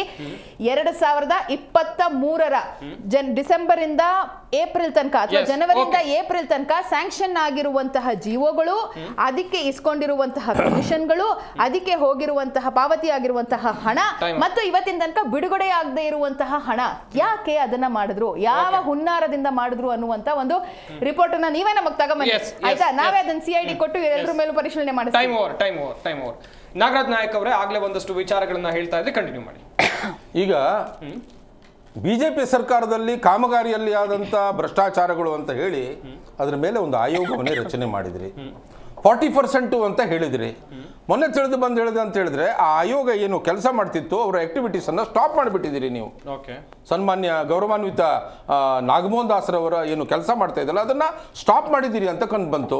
40% ಅಲಿಗೇಷನ್ ಮಾಡಿದ್ರಲ್ಲ, ಅಥವಾ ಭ್ರಷ್ಟಾಚಾರ ಪರಮ ಭ್ರಷ್ಟಾಚಾರ ಆಗಿದೆ ಅಂತ ಹೇಳಿದ್ರಲ್ಲ, ಎಲ್ಲೋಯ್ತು ಸ್ವಾಮಿ, ಎಲ್ಲೋಯ್ತು? ಇನ್ನೂವರೆಗೆ ಯಾಕೆ ಪ್ರೂವ್ ಮಾಡ್ಲಿಕ್ಕೆ ಆಗಲಿಲ್ಲ? ನಾನು ಅವಾಗ ಹೇಳ್ತಾ ಇರೋದು ನಿರ್ಮಿತಿ ಕೇಂದ್ರ ಮುಂತಾದವುಗಳನ್ನ ಬಗ್ಗೆ ಪ್ರಸ್ತಾಪ ಮಾಡಿದನಲ್ಲ, ನಿರ್ಮಿತಿ ಕೇಂದ್ರಗಳಲ್ಲಿ ಅಥವಾ KRDL ಅಲ್ಲಿ ಮುಂಗಡವಾಗಿ ಹಣ ಕೊಟ್ಟು ನೀವು ಕಾಮಗಾರಿಯನ್ನ ಮಾಡಿಸ್ತೀರಿ. ಅವರಿಗೆ ಮುಂಗಡ ಹಣ ಕೊಡ್ಲಿಕ್ಕೆ ಬರ್ತದೆ, ಪಾಪ ನಮ್ಮ ಕಾಂಟ್ರಾಕ್ಟರ್ಗಳಿಗೆ ಕೊಡಕ್ಕೆ ಬರೋದಿಲ್ವಾ? ನಾನು ಹೇಳಿದ್ನಲ್ಲ, ಕಾಂಟ್ರಾಕ್ಟ್ಗಳು ಸಾಲ ಸೂಲ ಮಾಡಿ ಹೆಂಡತಿಯ ಬಂಗಾರವನ್ನು ಅಡುವಿಟ್ಟುಕೊಂಡು 2 ವರ್ಷ ಅವರಿಗೆ ಪೇಮೆಂಟ್ ಇಲ್ಲ ಅಂತ ಹೇಳಿದ್ರೆ ಹೇಗೆ ಬದುಕಬೇಕು ಸ್ವಾಮಿ? ಕೆಲಸ ವಿಳಂಬ ಆದ್ರೆ ಫೈನ್ ಹಾಕ್ತೀರಿ, ಕೆಲಸ ಪೇಮೆಂಟು ಲೇಟ್ ಆದ್ರೆ ಅದಕ್ಕೆ ಬಡ್ಡಿ ಕೊಡ್ತೀರಾ? ಆದರೆ ಕೇಂದ್ರ ಸರ್ಕಾರದ ಪ್ರಾಜೆಕ್ಟ್ಗಳಲ್ಲಿ ಆ ರೀತಿ ಬಡ್ಡಿ ಕೊಡುವಂಥದ್ದು ಇದೆ, ಅದು ಸಹಿತ ಮಾಡೋದಿಲ್ಲ. ಈ ರೀತಿ ನನಗೆ ಇನ್ನೂ ತುಂಬ ಬೇಸರ ಆಗಿರುವಂಥದ್ದು ಏನು ಅಂತ ಹೇಳಿದ್ರೆ, ಇನ್ನೂ ಬೇಸರ ಆಗಿರುವುದು ಅಂದರೆ ಸನ್ಮಾನ್ಯ ಮುಖ್ಯಮಂತ್ರಿಗಳು ಕೋರ್ಟಿಗೆ ಹೋಗ್ರಿ, ಅಲ್ಲಿ ನೋಡ್ಕೊಳ್ತೀವಿ, ಕೋರ್ಟಿಗೆ ಹೋಗ್ರಿ ಅಂತ ಹೇಳಿದ್ರಲ್ಲ, ಒಳ್ಳೆ ಕಾಂತಾರ ಫಿಲ್ಮ್ನಲ್ಲಿ ಹೇಳಿದಾಗೆ ಕೋರ್ಟಿಗೆ ಹೋಗ್ರಿ ಅಂತ. ಹೌದು ಸ್ವಾಮಿ, ಕೋರ್ಟಿಗೆ ಹೋಗೋಣ. ನೀವು ಒಬ್ಬರು ಲಾಯರು ಸಿದ್ದರಾಮಯ್ಯನವರೇ, ನಿಮ್ಮ ಒಂದು ಆ ಹುದ್ದೆ ಬಗ್ಗೆ, ನಿಮ್ಮ ಆ ಒಂದು ಗೌರವಾನ್ವಿತ ಪೋಸ್ಟ್ ಬಗ್ಗೆ ನಮಗೆ ಗೌರವ ಇದೆ. ಪೇಮೆಂಟನ್ನು ಹೇಗೆ ಮಾಡಬೇಕು ಕಾಮಗಾರಿಯಲ್ಲಿ ಕರ್ನಾಟಕ ಫಿನಾನ್ಷಿಯಲ್ ಕೋಡ್ ಅಂತ ಇದೆ, ಒಂದು ನಿಯಮ ಇದೆ ನೋಡ್ರಿ. ನಾವು ಬೇಕಾಬಿಟ್ಟಿ ಆಡಳಿತವನ್ನು ನಡೆಸಲಿಕ್ಕೆ ಆಗುವುದಿಲ್ಲ. ಪ್ರತಿಯೊಂದು ಈ ರಾಜ್ಯದ ಆಡಳಿತ ಹೇಗೆ ನಡಿಬೇಕು ಅಂತ ಹೇಳಿದ್ರೆ ಒಂದು ಕಾಯ್ದೆ ಇರ್ತದೆ, ಅದರ ಅಡಿಯಲ್ಲಿ ನಾವು ಕೆಲಸ ಮಾಡಬೇಕಾಗ್ತದೆ, ಅದನ್ನು ನೋಡ್ಕೊಂಡು ಕೆಲಸ ಮಾಡಬೇಕಾಗ್ತದೆ. ಆಮೇಲೆ PWD ಕೋಡ್ ಅಂತ ಇದೆ. ಇವೆರಡೂ ಕೋಡ್ಗಳಲ್ಲಿ ಕೆಲಸ ಆದಂತಹ 60 ದಿವಸಗಳ ಒಳಗೆ, 2 ತಿಂಗಳ ಒಳಗೆ ಈ ನಾವು ಪೇಮೆಂಟ್ ಅನ್ನ ಮಾಡಬೇಕಾಗ್ತದೆ. ಹೌದು, Karnataka transparency in public procurement rules ಪ್ರಕಾರ 45ರಿಂದ 60 ದಿವಸದ ಒಳಗೆ ನಾವು ಪೇಮೆಂಟ್ ಅನ್ನ ಮಾಡಬೇಕಾಗ್ತದೆ. ಆಯ್ತು, ಒಂದು ವೇಳೆ ಆ ರೀತಿ ಮಾಡಲಿಲ್ಲ ಅಂತ ಹೇಳಿದ್ರೆ ಕಾನೂನು ಏನ್ ಹೇಳ್ತದೆ, Karnataka financial code volume number 1 and 2 ನೋಡ್ರಿ, ಒಂದು ವೇಳೆ 3 ತಿಂಗಳ ಒಳಗೆ ಪೇಮೆಂಟ್ ಆಗಲಿಲ್ಲ ಅಂತ ಹೇಳಿದ್ರೆ ನೀವು ಕಾರಣವನ್ನು ಕೊಡಬೇಕು. ಇಲ್ಲ ಅಂತ ಹೇಳಿದ್ರೆ ಅದು ಅಕ್ರಮ ಆಡಳಿತದ ಕುರು ಆಗ್ತದೆ. ಸನ್ಮಾನ್ಯ ಸಿದ್ದರಾಮಯ್ಯನವರೇ, 3 ತಿಂಗಳಿಗಿಂತಲೂ ಹೆಚ್ಚಿನ ಅವಧಿಯಿಂದ ನೀವು ಪೇಮೆಂಟ್ ಅನ್ನ ಕೊಡಲಿಲ್ಲ. What is your explanation? ಅದಕ್ಕೆ ನೀವು ಕೊಡುವಂತ ಸಮಜಾಯಿಸಿ ಯಾವುದು? ನೀವು ಇಲ್ಲಿಯವರೆಗೆ ಸಮಜಾಯಿಸಿ ಕೊಡಲಿಲ್ಲ, ಆದ್ದರಿಂದ it amounts to criminal offence. ಒಂದು ಘನತೆ ವ್ಯಕ್ತ ಮುಖ್ಯಮಂತ್ರಿಯಾಗಿ, ಅದು ಒಬ್ಬ ವಕೀಲರಾಗಿ ಬಹಳ ಈಸಿ ಹೇಳ್ಬಿಟ್ರಲ್ಲ, ಕೋರ್ಟಿಗೆ ಹೋಗುದಿದ್ರೆ ನೀವ್ ಯಾಕೆ ಇರಬೇಕು ನೋಡ್ರಿ. ಗುತ್ತಿಗೆದಾರರಿಗೆ ಕೋರ್ಟಿಗೆ ಹೋಗುವುದನ್ನು ಸಹಿತ ನೀವ್ ಹೇಳ್ಕೊಡ್ಬೇಕಾ? ಕೋರ್ಟಿಗೆ ಹೋಗ್ಲಿಕ್ಕೆ ಬರ್ತದೆ. ಇವತ್ತು ಜನತಾ, ನಿಮಿಷ ಮೇಡಮ್, ಇವತ್ತು ಒಂದ್ ನಿಮಿಷ ಗೊತ್ತಿದೆ, ಒಂದ್ ನಿಮಿಷ. ಇವತ್ತು ಜನತಾ ನ್ಯಾಯಾಲಯದ ಮುಂದೆ ಪ್ರೆಸ್ ಮೀಟ್ ಮುಖಾಂತರ ಬಂದಿದ್ದಾರೆ. ಇನ್ನು ಮುಂದೆ ಹೋಗ್ತಾರೆ, ಜುಡಿಷಿಯಲ್ ಕೋರ್ಟಿಗೆ ಹೋಗ್ತಾರೆ, ಹೋಗದೇನಿರಲ್ಲ. ಯಾಕಂದ್ರೆ ಅವರು ಕದ್ದ ಹಣ ಅಲ್ಲ, ಅವರು ಭ್ರಷ್ಟಾಚಾರ ಮಾಡಿದ ಹಣ ಅಲ್ಲ. ನೀವು ಹೇಳಿದ್ರಲ್ಲ, ಈಗ ನಮ್ಮ ಕಾಂಗ್ರೆಸ್ ವಕ್ತಾರ ಹೇಳಿದ್ರು ಬಿಜೆಪಿ ಸರ್ಕಾರದಲ್ಲಿ ಮಾಡಿರುವಂತ ಈ ಕಾಮಗಾರಿಗಳು. ಹೌದು, ನಾನು ಈಗಲೂ ಹೇಳ್ತೀನಿ, men may be life but not the documents. Let them produce the documents. BJP ಅವಧಿಯಲ್ಲಿ ಎಷ್ಟು ಕಾಮಗಾರಿ ಆಗಿದೆ, ಅದಕ್ಕೆ ಎಷ್ಟು ಪೇಮೆಂಟ್ ಆಗಲಿಲ್ಲ, ಯಾಕೆ ಆಗಲಿಲ್ಲ ಅನ್ನೋದನ್ನೆಲ್ಲ ಸವಿಸ್ತಾರವಾಗಿ ತೆಗೆದಿಡಿ. ನಾವು ಒಂದ್ ನಿಮಿಷ, ಆಗ್ಲಿಲ್ಲ ಅಂತ ಯಾರು ಹೇಳಿದ್ದು? ಆಗ್ಲಿಲ್ಲ ಅಂತ ನೀವ್ ಹೇಳ್ತೀರಿ, ಆಗ್ಲಿಲ್ಲ ಅಂತ ನೀವ್ ಹೇಳಿದ್ರಲ್ಲ, ನಾವು ಒಪ್ಕೊಳ್ಬೇಕಂತ ನೀವ್ ಹೇಳಿದ್ದು. ಈಗ ಒಂದು ವೇಳೆ ಆ ರೀತಿಯಾದ ಆಯ್ತು, ತನಿಖೆ ಆಗ್ಬಿಡ್ಲಿ, ತನಿಖೆಗೆ ಆಯೋಗ ರಚನೆ ಮಾಡಿದ್ರಿ, ತನಿಖೆ ಬಗ್ಗೆ ಬೊಬ್ಬೆ ಹೊಡೆದ್ರಿ. ಈಗ ನೋಡ್ರಿ ಒಂದ್ ನಿಮಿಷ ಮೇಡಮ್, ಒಂದ್ ನಿಮಿಷ ಮುಗಿಸ್ತೀನಿ. ಕರ್ಮ ಫಾಲೋಸ್ ಅಂತ ಹೇಳ್ತೀರಿ, ಬಹಳ ಅಂದ್ರೆ ನಾವು ಮಾಡಿರುವಂತ ಕರ್ಮ ನಮಗೆ ತಿರುಗಿ ಬರ್ತದೆ. ಕರ್ಮ ರಿಟರ್ನ್, ಸಾರಿ, ಕರ್ಮ ಫಾಲೋಸ್ ಅಲ್ಲ, ಕರ್ಮ ರಿಟರ್ನ್ಸ್ ಅಂತ ಹೇಳ್ತಾರೆ. ಕರ್ಮ ತಿರುಗಿ ಬರ್ತದೆ ಅಂತ ಹೇಳ್ತಾರಲ್ಲ. ಏನು ಇಲ್ಲದೆ ಸುಖ ಸುಮ್ಮನೆ 40% ಅಲಿಗೇಷನ್ ಮಾಡಿದ್ರಲ್ಲ ನಮ್ಮ ಮೇಲೆ. ಈಗ ನೋಡಿ ನಿಮ್ಮ ಮೇಲೆ ಎಷ್ಟಾಗಿದೆ, 60ರಿಂದ 80. ನೋಡಿ ಇನ್ನು ಎಷ್ಟು, 40% ಡಬಲ್ ಆಗಿ ಕರ್ಮ ರಿಟರ್ನ್ಸ್. ಸಿದ್ದರಾಮಯ್ಯನವರೇ, ಸನ್ಮಾನ್ಯ ಸಂಬಂಧಪಟ್ಟಂತ ಸಚಿವರೇ, ಕರ್ಮ ರಿಟರ್ನ್ಸ್, ಕರ್ಮ ಬರ್ತಾ ಇದೆ, ಕರ್ಮ ನಿಮಗೆ ತಾಗ್ತಾ ಇದೆ, ಜನ ನೋಡ್ತಾ ಇದ್ದಾರೆ. ಸರ್, ಮುಂದಿನ ಹಂತದಲ್ಲಿ ಮಾಹಿತಿಯನ್ನು ಪಡ್ಕೊಳ್ತೀನಿ ನಿಮ್ಮಿಂದ. ಆರೋಪ ಪ್ರತ್ಯಾರೋಪಗಳು ಸರ್ವೇ ಸಾಮಾನ್ಯವಾಗಿದೆ. ಇಲ್ಲಿ ನೋಡಿದ್ರೆ ನೀವು ಹಿಂದೆ ಭ್ರಷ್ಟಾಚಾರವನ್ನು ಮಾಡಿದ್ರೆ ನಿಮ್ಮ ಮೇಲೂ ಕೂಡ ಆರೋಪ ಇತ್ತು ಅಂತೇಳಿ ಕಾಂಗ್ರೆಸ್ನವರು ಹೇಳ್ತಾ ಇದ್ದಾರೆ. ಆದ್ರೆ ಡೆಡ್ಲೈನ್ ಕೊಟ್ಟಂತ ಸರ್ಕಾರ ಈಗ ಯಾಕೆ ಸುಮ್ಮನಿದೆ ಎನ್ನುವಂಥದ್ದು ಪ್ರಶ್ನೆ. ಗುತ್ತಿಗೆದಾರರು ಮಾಡ್ತಾ ಇರುವಂತ ಆರೋಪ ಒಂದೆರಡಲ್ಲ. ಇಲ್ಲಿ ಹೊರ ರಾಜ್ಯದ ಗುತ್ತಿಗೆದಾರರನ್ನ ತರಲಾಗ್ತಾ ಇದೆ, ಹಾಗೇನೆ ಪ್ಯಾಕೇಜ್ ಮೇಲೆ ಹಣವನ್ನ ಬಿಡುಗಡೆ ಮಾಡಲಾಗ್ತಾ ಇದೆ. ಇನ್ನೊಂದು ಕಡೆಯಲ್ಲಿ ಸೀನಿಯಾರಿಟಿ ಆಧಾರದಲ್ಲೂ ಕೂಡ ಹಣವನ್ನ ಬಿಡುಗಡೆ ಮಾಡ್ತಾ ಇದ್ದಾರೆ ಎನ್ನುವಂತ ಸಾಲು ಆರೋಪಗಳನ್ನ ಮಾಡ್ತಾ ಇದ್ದಾರೆ. ಈ ವಿಚಾರದ ಕುರಿತಂತೆಯೂ ಕೂಡ ಗಮನ ಹರಿಸಬೇಕಾಗ್ತದೆ. ಇರ್ಷಾದ್ ಪಾಷಾ ಅವರೇ, ನೋಡಿದ್ರಿ ನೀವು ಆಗ್ಲೇ ಗುತ್ತಿಗೆದಾರರ ಸಂಘದವರು ಮಾತನಾಡ್ತಾ ಇರೋದು, ಪ್ರೆಸ್ ಮೀಟ್ ಮಾಡ್ತಾ ಇರೋದು ನೋಡಿದ್ರಿ. ಇಲ್ಲಿ ಹೊರ ರಾಜ್ಯದ ಗುತ್ತಿಗೆದಾರರು ಕೂಡ ಕೆಲಸ ಮಾಡ್ತಾ ಇದ್ದಾರೆ ಎನ್ನುವಂತ ಆರೋಪ, ನೀವು ಒಪ್ತೀರಾ ಇದನ್ನ? ಒಪ್ಲೇಬೇಕು. ಏನಕ್ಕಂದ್ರೆ ಯಾವ ಸರ್ಕಾರ ಬಂದರೂ ಯಾರ್ಯಾರು ಅವ್ರವ್ರಿಗೆ ಹೆಂಗೆ ಸೆಟ್ಟಿಂಗ್ ಇರುತ್ತೆ ಅಂಥವ್ರಿಗೆ ಕೊಡೋದಂತ ಎಲ್ಲರಿಗೂ ಗೊತ್ತಿದೆ. ಮುಚ್ಚುಮರಿ ಏನೂ ಇಲ್ಲ. ಇವಾಗ ಕೆಲಸ ಒಳ್ಳೆ ರೀತಿಯಲ್ಲಿ ಕೆಲಸ ನಡಿಬೇಕಂದ್ರೆ ಆಚೆಯಿಂದ ಬಂದಿದ್ದಾರೋ ನಮ್ಮವರಿದ್ದಾರೋ ಅದೆಲ್ಲ ನೋಡಬೇಡ್ದು. ಕ್ವಾಲಿಟಿ ಕ್ವಾಂಟಿಟಿ ಯಾರು ಚೆನ್ನಾಗಿ ಮಾಡ್ತಾರೆ ಮೇಂಟೈನ್ ಮಾಡ್ತಾರೋ ಅವ್ರು ಕೊಟ್ಟು ಅದ್ರ ಬಗ್ಗೆ ನಮಗೇನು ಅಬ್ಜೆಕ್ಷನ್ ಇಲ್ಲ. ನಮ್ಗೆ ಅಬ್ಜೆಕ್ಷನ್ ಇರೋದು ಎಲ್ಲಂದರೆ ಸರ್ಕಾರದ ವಿರುದ್ಧ ಹೇಳಿದ ತಕ್ಷಣವೇ ಸಿದ್ದರಾಮಯ್ಯ ಅವರು ಎಷ್ಟು ಬುದ್ಧಿವಂತಿಕೆ ತೋರಿಸಿದ್ದಾರೆ ನೋಡಿ. ಇವಾಗ ಕೋರ್ಟಿಗೆ ಹೋಗಿ ಅನ್ನೋದು ಅಂದಿರೋದು ಏನಕ್ಕೆ? ಇವ್ರು ಕೋರ್ಟ್ಗೆ ಹೋಗ್ಲಿ ಅಂತಾನೆ. ಹೋದ್ರೆ ಇನ್ನೂ ಒಂದು 2 ವರ್ಷ ಮುಂದೆ ತಳ್ತಾರೆ. ಸರ್ಕಾರದಲ್ಲಿ ದುಡ್ಡಿಲ್ಲ ಕೊಡೋಕ್ಕೆ, ಇದ್ದಿದ್ದೆಲ್ಲ ಮಜಾ ಮಾಡಿದ್ದಾರೆ 2.5 ವರ್ಷದಿಂದ. ಗ್ಯಾರಂಟಿ ಸ್ಕೀಮು, ಆ ಸ್ಕೀಮು, ಈ ಸ್ಕೀಮು ಅನ್ಕೊಂಡು. ಮೇಡಮ್ ಮೇಡಮ್ ಮಜಾನೇ ಮಜಾ ಮಾಡಿಲ್ಲ. ನಾ ಗ್ಯಾರಂಟಿ ಸ್ಕೀಮ್ ಅಲ್ಲಿ ಬರೀ ಮೇಡಮ್ ಹೆಸರು ಹೇಳ್ಕೊಂಡು ಲೂಟಿ ಮಾಡಿರೋದೇ ಓಪನ್ ಆಗಿ ಹೇಳ್ತಾ ಇದ್ದೀನಿ. ಓಪನ್ ಆಗಿ ಮೇಡಮ್ ಚಾನಲ್ ಅಲ್ಲಿ ಏನಿಲ್ಲ, ಚಾನಲ್ ಅಲ್ಲಿ ಕುತ್ಕೊಂಡು ಹೇಳ್ತಾ ಇದ್ದೀನಿ. ಮಜಾ ಮಾಡಿರೋದೇ ಗ್ಯಾರಂಟಿ ಹೆಸರು ತಗೊಂಡು ಮಜಾ ಮಾಡಿರೋದೇ ನಿಮ್ ಮಿನಿಸ್ಟ್ರುಗಳು. ಏನ್ ಮಜಾ ಮಾಡಿಲ್ಲನಾ? ಎಲ್ಲೋಯ್ತು 2,2 ಸಾವಿರ? ಎಲ್ಲ ಆಗ್ತಾ ಇದ್ದೀರಾ? ಲೇಡೀಸ್ ಹೆಸರು ಹೇಳಿ 2,2 ಸಾವಿರ ಗೃಹಲಕ್ಷ್ಮಿ ಎಲ್ಲೋಯ್ತು? ಆಗ್ತಾ ಇದ್ದೀರಾ? ಎಲ್ಲ ಆಗ್ತಾ ಇದ್ದೀರಾ ಮೇಡಮ್? 3 ತಿಂಗಳು ಬರೀ ಎಲೆಕ್ಷನ್ ಕಾಯ್ತಾ ಇದ್ದೀರಾ? GB ಎಲೆಕ್ಷನ್ ಅಲೌನ್ಸ್ ಅಂದ್ರಿ ಅಂತ ಕಾಯ್ತಾ ಇದ್ದೀರಾ? ಎಲೆಕ್ಷನ್ ಟೈಮ್ ಅಲ್ಲಿ ಕೊಟ್ಟು ವೋಟ್ ಬಿಲ್ ತಗೊಳ್ಳೋಣ ಅಂತ. ಏನ್ ಟೆಕ್ನಿಕಲ್ ಸಮಸ್ಯೆ? ಟೆಕ್ನಿಕಲ್ ಸಮಸ್ಯೆನೂ ಇಲ್ಲ, ಎಂತದೂ ಇಲ್ಲ. ನಿಮ್ ಮನ್ಸಲ್ಲಿ ಇಲ್ಲ. ನಿಮ್ ಮನ್ಸಲ್ಲಿ ಏನಿದೆ? ಎಲೆಕ್ಷನ್ ಡೇಟ್ ಆದ್ರೆ ಒಂದೇ ಸಮಯಕ್ಕೆ ಸೇರಿಸ್ಬಿಟ್ಟು ಹಾಕಿ ಲಂಚ ಕೊಟ್ಬಿಟ್ಟು ವೋಟ್ ತಗೊಳ್ಳೋಣ ಅಂತ ನೀವು ಮಾಡ್ಕೊಂಡು ಬಂದಿರೋದೇ ಇದು ತಾನೇ. ಕಾಂಗ್ರೆಸ್ ಸರ್ಕಾರದವ್ರು ಬೇರೆ ಏನ್ ಮಾಡ್ತೀರಾ? ಅಭಿವೃದ್ಧಿ ಬಗ್ಗೆ ಮಾತಾಡಿದ್ರೆ ಏನೂ ಇಲ್ಲ, ಡೆವಲಪ್ಮೆಂಟ್ ಕೇಳಿದ್ರೆ ಏನೂ ಇಲ್ಲ, ಲೂಟಿ ಕೇಳಿದ್ರೆ ಈ ತರ ಮಾತಾಡ್ತೀರಾ. ಲೂಟಿ ಮಾಡಿದ್ದಾರೆ. ಲೂಟಿ ಅಂದಿದ ತಕ್ಷಣ ಕೋಪ ನೋಡಿ, ಅವ್ರ ಮುಖದ ಮೇಲೆ ತೋರಿಸ್ತಾ ಇದೆ. ಲೂಟಿ ಅಂದಿದ ತಕ್ಷಣ ಅವರೇ ರಿಯಾಕ್ಟ್ ಮಾಡ್ತಾರೆ. ಯಾರು ಕಳ್ತನ ಮಾಡಿರ್ತಾರೆ ಅವರೇ ರಿಯಾಕ್ಟ್ ಮಾಡಿರ್ಬೇಕಿಲ್ಲ. ಮೇಡಮ್ ನೀವೇನಕ್ಕೆ ರಿಯಾಕ್ಟ್ ಮಾಡ್ತಾ ಇದ್ದೀರಾ? ಲೂಟಿ ಮಾಡಿಲ್ಲ ಅಂದ್ರೆ ಸೈಲೆಂಟ್ ಆಗಿ ಕೂತ್ಕೊಳ್ಳಿ. ನಾವ್ ಹೇಳ್ತಾ ಇದೀವಿ, ಜನ ಕೇಳ್ತಾ ಇದ್ರೆ ನೀವು ಲೂಟಿ ಮಾಡಿದೀರಾ ಅಂತ ರಿಯಾಕ್ಟ್ ಮಾಡ್ತಾ ಇದ್ದೀರಾ. ಲೂಟಿ ಮಾಡಿಲ್ಲ ಅಂತ ಆರಾಮಾಗಿರಿ ಅಂತ. ಮೇಡಮ್ ಲೂಟಿ ಮಾಡಿದೀವಿ ಅಂತ ನೀವು ಡೆಲ್ಲಿಗೆ ಹೋಗಿ ಕೇಳಿ, ಜನ ಹೇಳ್ತಾರೆ ಇವತ್ತು ನಾವು ಲೂಟಿ ಮಾಡಿದೀವಿ ಅಂತ ಜನ ಉತ್ತರ ಕೊಟ್ಟಿದ್ದಾರೆ.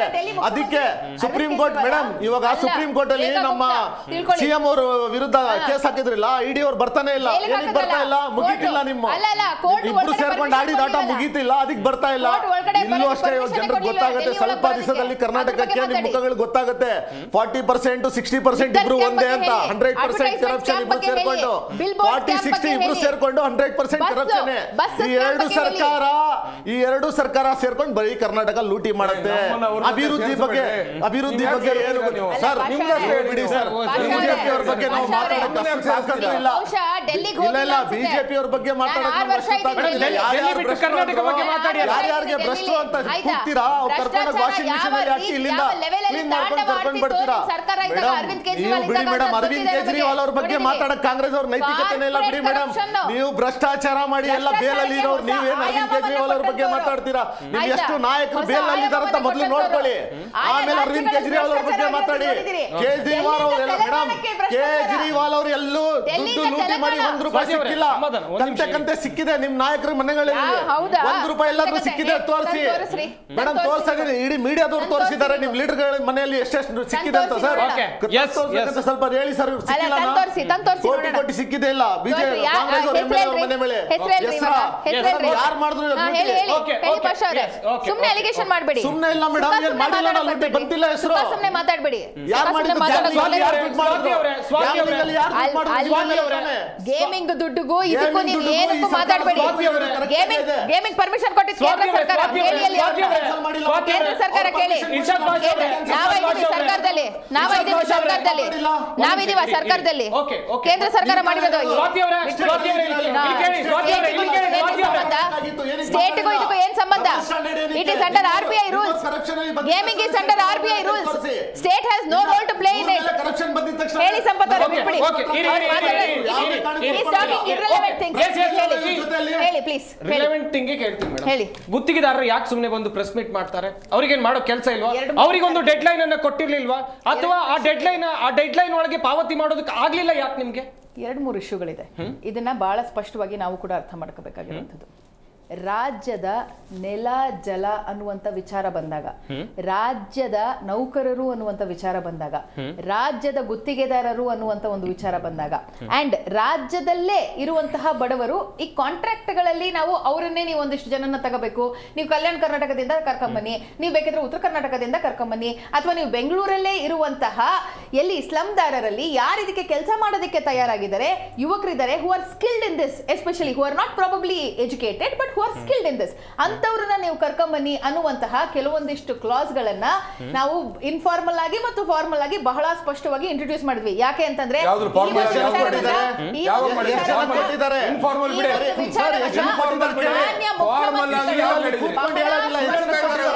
ಬಹಳ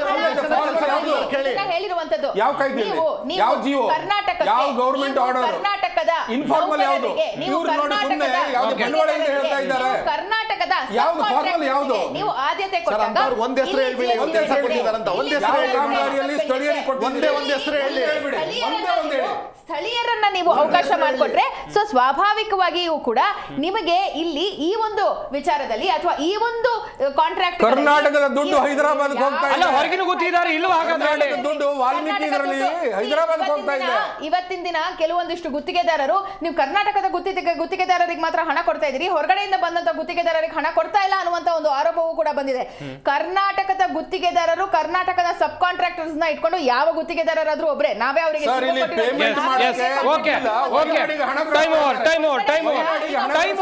ಬಂದಿರುವಂತ ಗುತ್ತಿಗೆದಾರರು ಮಾಡ್ತಾ ಇರುವ ಆರೋಪ ಇದು ಆಯ್ತಾ. ಅವ್ರಿಗೆ ಸ್ವಾಭಾವಿಕವಾಗಿ ಏನಾಗ್ಬಿಡುತ್ತೆ ಗೊತ್ತಾ, ನಮ್ಮ ಗುತ್ತಿಗೆದಾರರಿಗೆ ಕೆಲವು ಸತಿ ಬೇಗ ಹಣ ರಿಲೀಸ್ ಆದಾಗ it has no favouritism or anything at the end of the day. Seniority maintain ಮಾಡಲಿಲ್ಲ ನೀವು, ಸೀನಿಯಾರಿಟಿ ಮೇಂಟೈನ್ ಮಾಡಿಲ್ಲ, ಅದು ದೊಡ್ಡ ಅವ್ಯವಹಾರ ಇದೆ, ಅದು ಬಹಳ ದೊಡ್ಡ ಅವ್ಯವಹಾರ. ಗುತ್ತಿಗೆದಾರರಿಗೆ ಕಣ್ಣರಳಿಸ್ಬಿಡುತ್ತೆ. ಇದು ಆ ರಾಜ್ಯದ ಗುತ್ತಿಗೆದಾರರಿಗೆ ಕೊಡ್ತಾ ಇದ್ದಾರೆ, ನಮಗೆ ಕೊಡ್ತಾ ಇಲ್ಲ. This is also one of the point there. PWD ಇಲಾಖೆ ಬಿಟ್ಟು ಯಾವ ಇಲಾಖೆಯಲ್ಲೂ ಸೀನಿಯಾರಿಟಿ ಮೇಂಟೈನ್ ಮಾಡ್ತಾ ಇಲ್ಲ, ಯಾವ ಇಲಾಖೆಯಲ್ಲೂ ಮೇಂಟೈನ್ ಮಾಡ್ತಾ ಇಲ್ಲ. ಬೇರೆ ಯಾವ ಇಲಾಖೆ ನಾಗರಾಜ್ ನಾಯಕ್ ಅವರೇ ಡೆಲ್ಲಿಯಿಂದ ಬಂದಂತ ಎಷ್ಟೋ ಗುತ್ತಿಗೆದಾರರಿಗೆ, ಉತ್ತರ ಭಾರತದಿಂದ ಬಂದಂತ ಎಷ್ಟೋ ಗುತ್ತಿಗೆದಾರರಿಗೆ ಬಿಜೆಪಿ ಸರ್ಕಾರದಲ್ಲಿ ಅವಕಾಶವನ್ನ ಮಾಡಿಕೊಟ್ಟು ಅವರಿಗೆ ಹಣವನ್ನ ಬಿಡುಗಡೆ ಮಾಡ್ತೀರಾ. ಇವತ್ತಿನ ದಿನ ನಮ್ಮ ಮೇಲೆ ಹೊರೆಯನ್ನ ಹೊರಿಸಿ ಮಾತಾಡುವಂತ ಯಾವ ನೈತಿಕ ಅಧಿಕಾರ ಆಗ್ಲಿ ಹಕ್ಕಾಗ್ಲಿ ಬಿಜೆಪಿ ಅವರಿಗೆ ಇವತ್ತಿನ ದಿನ ಇಲ್ಲ. ಸ್ಪಷ್ಟವಾಗಿ ಹೇಳ್ತಾ ಇದ್ದೀನಿ. ನಾಗರಾಜ್ ನಾಯಕ್ ಅವರೇ, ನಿಮ್ಮ ಸರ್ಕಾರ ರಾಜ್ಯದಲ್ಲಿ ಆಡಳಿತ ಮಾಡ್ತಾ ಇದ್ದಂತ ಸಂದರ್ಭದಲ್ಲಿ ಗುತ್ತಿಗೆದಾರರು ಇದೇ ರೀತಿಯಾದಂತ ಆರೋಪವನ್ನ ಮಾಡಿದ್ರು. ಆಗ ಸ್ವಲ್ಪ ಪರ್ಸೆಂಟೇಜ್ ಕಮ್ಮಿ ಇತ್ತು, 40%. ನರೇಂದ್ರ ಮೋದಿ ಅವರು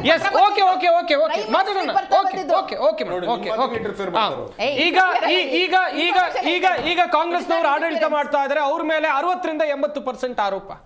ಆಗ ಗುತ್ತಿಗೆದಾರರ ಹಿಂದೆ ಕಾಂಗ್ರೆಸ್ನವರು ಇದ್ರು ಎನ್ನುವಂತ ದೊಡ್ಡ ಚರ್ಚೆಗಳು ಆರಂಭ ಆಗಿತ್ತು, ಹೀಗೆ ಎಲ್ಲ ಚರ್ಚೆಗಳು ಆಗಿತ್ತು.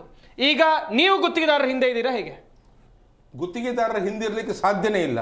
ಗುತ್ತಿಗೆದಾರರು ಏನ್ ಹೇಳ್ತಾ ಇದ್ದಾರೆ ಅಂತ ಹೇಳಿದ್ರೆ, 1 ತಿಂಗಳದ ಒಳಗೆ ನೀವು ಪೇಮೆಂಟ್ ಮಾಡ್ಲಿಲ್ಲ ಅಂದ್ರೆ ಎಲ್ಲ 1 ತಿಂಗಳ ನಂತರ ಹೊರಗಾಗ್ತೀವಿ ಅಂತ ಹೇಳಿದ್ರೆ ಅವ್ರ ಹತ್ರ ದಾಖಲೆ ಇದೆ, ನಾವ್ಯಾಕೆ ಇರಕ್ಕಾಗ್ತದೆ? ಗುತ್ತಿಗೆದಾರರು ಆ contractor is supported by a document or some other evidence. BJP ಅವರು ಅದ್ರ ಹಿಂದಿರ್ಲಿಕ್ಕೆ ಸಾಧ್ಯನೇ ಇಲ್ಲ ಸ್ವಾಮಿ. ನೋಡ್ರಿ, ಇಲ್ಲಿ ದುಡ್ಡಿಲ್ಲ, ಕಾಮಗಾರಿಗೆ ಪೇಮೆಂಟ್ ಮಾಡ್ಲಿಕ್ಕಿಲ್ಲ ಅಂತ ಹೇಳ್ತಾ ಇದ್ದಾರೆ, ವೈನಾಡಿಗೆ ಹಣ ಕಳಿಸ್ತಾ ಇದ್ದಾರೆ. ಕರ್ನಾಟಕದ ಹಣ ಹೈದರಾಬಾದ್ ಅಕೌಂಟ್ಗಳಿಗೆ ವಾಲ್ಮೀಕಿ ಇದ್ರೊಳಗೆ ಹೋಗ್ತಾ ಇದೆ. ಈಗ ಪ್ಯಾಕೇಜ್ ಇಂಡಸ್ಟ್ರಿ ಅಂತ ಮಾಡಿ ನೋಡಿ, ಸಣ್ಣ ಸಣ್ಣ ಕಾಮಗಾರಿ. ನಾಗರಾಜ್ ನಾಯಕ್ ಅವರೇ ಒಂದ್ ನಿಮಿಷ ಮೇಡಮ್, ದಯವಿಟ್ಟು ಬಸವರಾಜ ಬೊಮ್ಮಾಯಿ ಅವರು ಮುಖ್ಯಮಂತ್ರಿ ಆಗಿದ್ದಾಗ ಈ ಆರೋಪ ಕೇಳಿ ಬಂದಾಗ ವಿರೋಧ ಪಕ್ಷದವರು ದೊಡ್ಡ ಮಟ್ಟದಲ್ಲಿ ಸದ್ಬಳಕೆ ಮಾಡಿಕೊಂಡ್ರು, ಆರೋಪವನ್ನ ಹೋರಾಟ ಮಾಡಿದ್ರು ನಿಮ್ಮ ಸರ್ಕಾರದ ವಿರುದ್ಧ. PCM ಅಭಿಯಾನ ಆಯ್ತು ರಾಜ್ಯಾದ್ಯಂತ. ಈಗ ಗುತ್ತಿಗೆದಾರರು ಸರ್ಕಾರದ ಮೇಲೆ ಆರೋಪ ಮಾಡ್ತಾ ಇದ್ರೆ, ಕಾಂಗ್ರೆಸ್ ಮೇಲೆ ಆರೋಪ ಮಾಡ್ತಾ ಇದ್ರೆ, ವಿರೋಧ ಪಕ್ಷವಾಗಿ ನೀವೇನ್ ಮಾಡ್ತಾ ಇದ್ದೀರಾ ಸರ್? ಅವ್ರು ಮಾಡ್ತಾ ಇರೋ ಆರೋಪ ಏನು? ಅವ್ರು ಆರೋಪ ಮಾಡಿದಾರಲ್ಲ, ದಯವಿಟ್ಟು ಗುತ್ತಿಗೆ ಒಂದ್ ನಿಮಿಷ ಬರ್ತೀನಿ. ಇದ್ದಾಗ ಗುತ್ತಿಗೆದಾರರು ಮಾಡಿದ ಆರೋಪ ಏನು? 40% ಕಮಿಷನ್ ಅಂತ. ನಮ್ಮ ಸರ್ಕಾರದಲ್ಲಿ ಇವಾಗ ಹೇಳ್ತಾ ಇರೋದೇನು, ನೀವೇನಾದ್ರೂ ಪೇಮೆಂಟ್ ರಿಲೀಸ್ ಮಾಡದೇ ಇದ್ರೆ ನಾವು ಡಾಕ್ಯುಮೆಂಟ್ ರಿಲೀಸ್ ಮಾಡ್ತಾ ಇದೀವಿ ಅಂತ. Will it not show that it is BJP sponsored? Yes. ನನ್ನ ಪ್ರಶ್ನೆಗೆ ಉತ್ತರ ಸಿಕ್ಕಿಲ್ಲ ಸರ್. ಓಕೆ. PCM ಅಂತ ಹೇಳಿದ್ರು, ಭ್ರಷ್ಟಾಚಾರ ಅಂತ ಹೇಳಿದ್ರು. ಮುಂದೆ ನೀವೇನ್ ಮಾಡ್ತೀರಿ ಅಂತ ಕೇಳಿದ್ರಲ್ಲ, ಮುಂದೆ ನಾಡಿನ ಜನತೆಗೆ ದೀಪಾವಳಿ ಹಬ್ಬ ಇದೆ, ಕಾಂಗ್ರೆಸ್ ಸರ್ಕಾರಕ್ಕೆ ಇನ್ನೊಂದು ಹಬ್ಬ ಇದೆ. ಸುಮ್ನೆ ಕೂತ್ಕೊಳ್ಳಲ್ಲ ನಾವು, ಕಾಂಟ್ರಾಕ್ಟರ್ ಸಂಘದವರು ಸುಮ್ನೆ ಕೂತ್ಕೊಳ್ಳಲ್ಲ, ನಾವಂತೂ ಸುಮ್ನೆ ಕೂತ್ಕೊಳ್ಳುವ ಪ್ರಶ್ನೆ ಇಲ್ಲ. ಸಿದ್ದರಾಮಯ್ಯನವರು ಹೇಳಿದಾರಲ್ಲ, ಕೋರ್ಟಿಗೆ ಹೋಗಿ ಅಂತ ಹೇಳಿ, ಕೋರ್ಟ್ ನ ಮುಂದೆ ತೋರಿಸ್ತೀವಿ, ಜನತಾ ನ್ಯಾಯಾಲಯದ ಮುಂದೆ ತೋರಿಸ್ತೀವಿ, ನಿಮಗೆ ಹಬ್ಬ ಕಾದದೆ. ಏನ್ ಅಲಿಗೇಷನ್ ಮಾಡ್ತಾ ಇದಾರಲ್ಲ, ನಿಜವಾಗ್ಲೂ ಭ್ರಷ್ಟಾಚಾರ ನಡೆದಿದ್ದೇ ಆಗಿದ್ದಿದ್ರೆ ಅವತ್ತಿನ ದಿನ ಹೆಂಗೆ ಯಾರನ್ನು ಕೇಳ್ದಿರ ಪ್ರಧಾನಮಂತ್ರಿಗೆ ಪತ್ರವನ್ನ ಬರೆದ್ರು, 40% ಕಮಿಷನ್ ಅನ್ನ ತಡ್ಕೊಳಕ್ ಆಗ್ತಾ ಇಲ್ಲ ನಮಗೆ ಕರ್ನಾಟಕದಲ್ಲಿ. ಜನರ ಮುಂದೆ ಹೇಳಿದಾರಲ್ರಿ, ಜನರ ಮುಂದೆ ಹೇಳಿದ್ದಾರೆ. ಇರ್ಷಾದ್ ಪಾಷಾ ಅವರೇ ಈಗ ಇರ್ಷಾದ್ ಪಾಷಾ ಅವರೇ, ಬಿಲ್ ಪೆಂಡಿಂಗ್ ಇದೆ, ಬಿಲ್ ರಿಲೀಸ್ ಆಗಿಲ್ಲ, ಬಾಕಿ ಹಣ ಬಂದಿಲ್ಲ ಅಂತ ಹೇಳ್ತಿದ್ದಾರೆ ಗುತ್ತಿಗೆದಾರರು. ಕೆಲಸಗಳಾಗಿವೆ ಸರ್? ಸರ್ ಅದು ತನಿಖೆ ಆಗ್ಬೇಕು. ಇವಾಗ ಹೆಂಗಿದೆ ಅಂದ್ರೆ ಇವ್ರ ಸರ್ಕಾರದ ಮೇಲೇನೋ ಡೌಟ್, ಕೆಲಸ ಆಗಿದೆಯೋ ಇಲ್ಲ ಅಂತ. ಏನಕ್ಕಂದ್ರೆ ಬಿಜೆಪಿ ಅವರು ಕೆಲಸ ಮಾಡಿ ಅಂತ ಹೇಳಿ ಹೋಗಿದ್ದಾರೆ. ಇವ್ರು ಮಾಡಿಸ್ಕೊಂಡಿದಾರೋ ಇಲ್ಲ ಅಂತ ಗೊತ್ತಿಲ್ಲ. ಇಲ್ಲ ಮೋಸ್ಟ್ಲಿ ಏನಾದ್ರು ಪರ್ಸೆಂಟೇಜ್ ಕೇಳ್ತಾ ಇರ್ಬೇಕು. ಅದಕ್ಕೆ ಅವ್ರು ಇವಾಗ ಬಂದು ಕೇಳ್ತಾ ಇರೋದು ಪೇಮೆಂಟ್ ಮೀಡಿಯಾದವ್ರ ಮುಂದೆ. ಇವಾಗ ಅವ್ರು ಪಾಪ ಕೂತ್ಕೊಂಡು ಕೇಳ್ತಾವ್ರೆ, ಇವಾಗ ಕೊಡಲ್ಲ. ಯಾರಾದ್ರೂ ಅದ್ರಲ್ಲಿ ಸೂಸೈಡ್ ಗೀಸೈಡ್ ಮಾಡ್ಕೊಂಡ್ರೆ ಬಿಜೆಪಿ ಅವರಲ್ಲೂ ಆತರ ಮಾಡ್ತಾರೆ.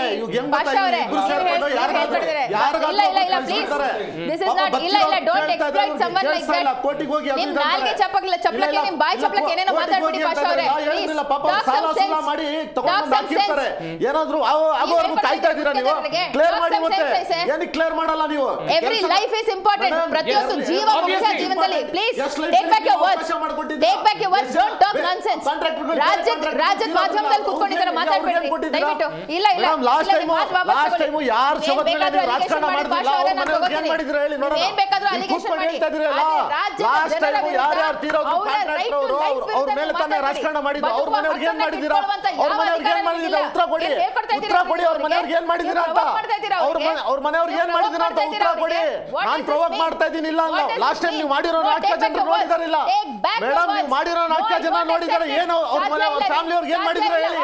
ಆನ್ ಕ್ಯಾಮ್ರಾ ರಿಕಾರ್ಡ್ ಹೇಳಿ ನೋಡೋಣ ಏನ್ ಮಾಡಿದಿರಾ ಅಂತ. ಉತ್ತರ ಕೊಡಿ, ಉತ್ತರ ಕೊಡಿ ನೋಡೋಣ. ನೀವು ಕಾಂಗ್ರೆಸ್ನವರು ಸಾವಿನ ಮೇಲೆ ರಾಜಕಾರಣ ಮಾಡ್ತಾರೆ ಅನ್ನುವಂತ ಆರೋಪ ಏನ್ ಹೇಳ್ತಾರೆ? ಸಾವಿನ ಮೇಲೆ ನಾವ್ಯಾಕ್ರಿ ರಾಜಕಾರಣ ಮಾಡೋಣ?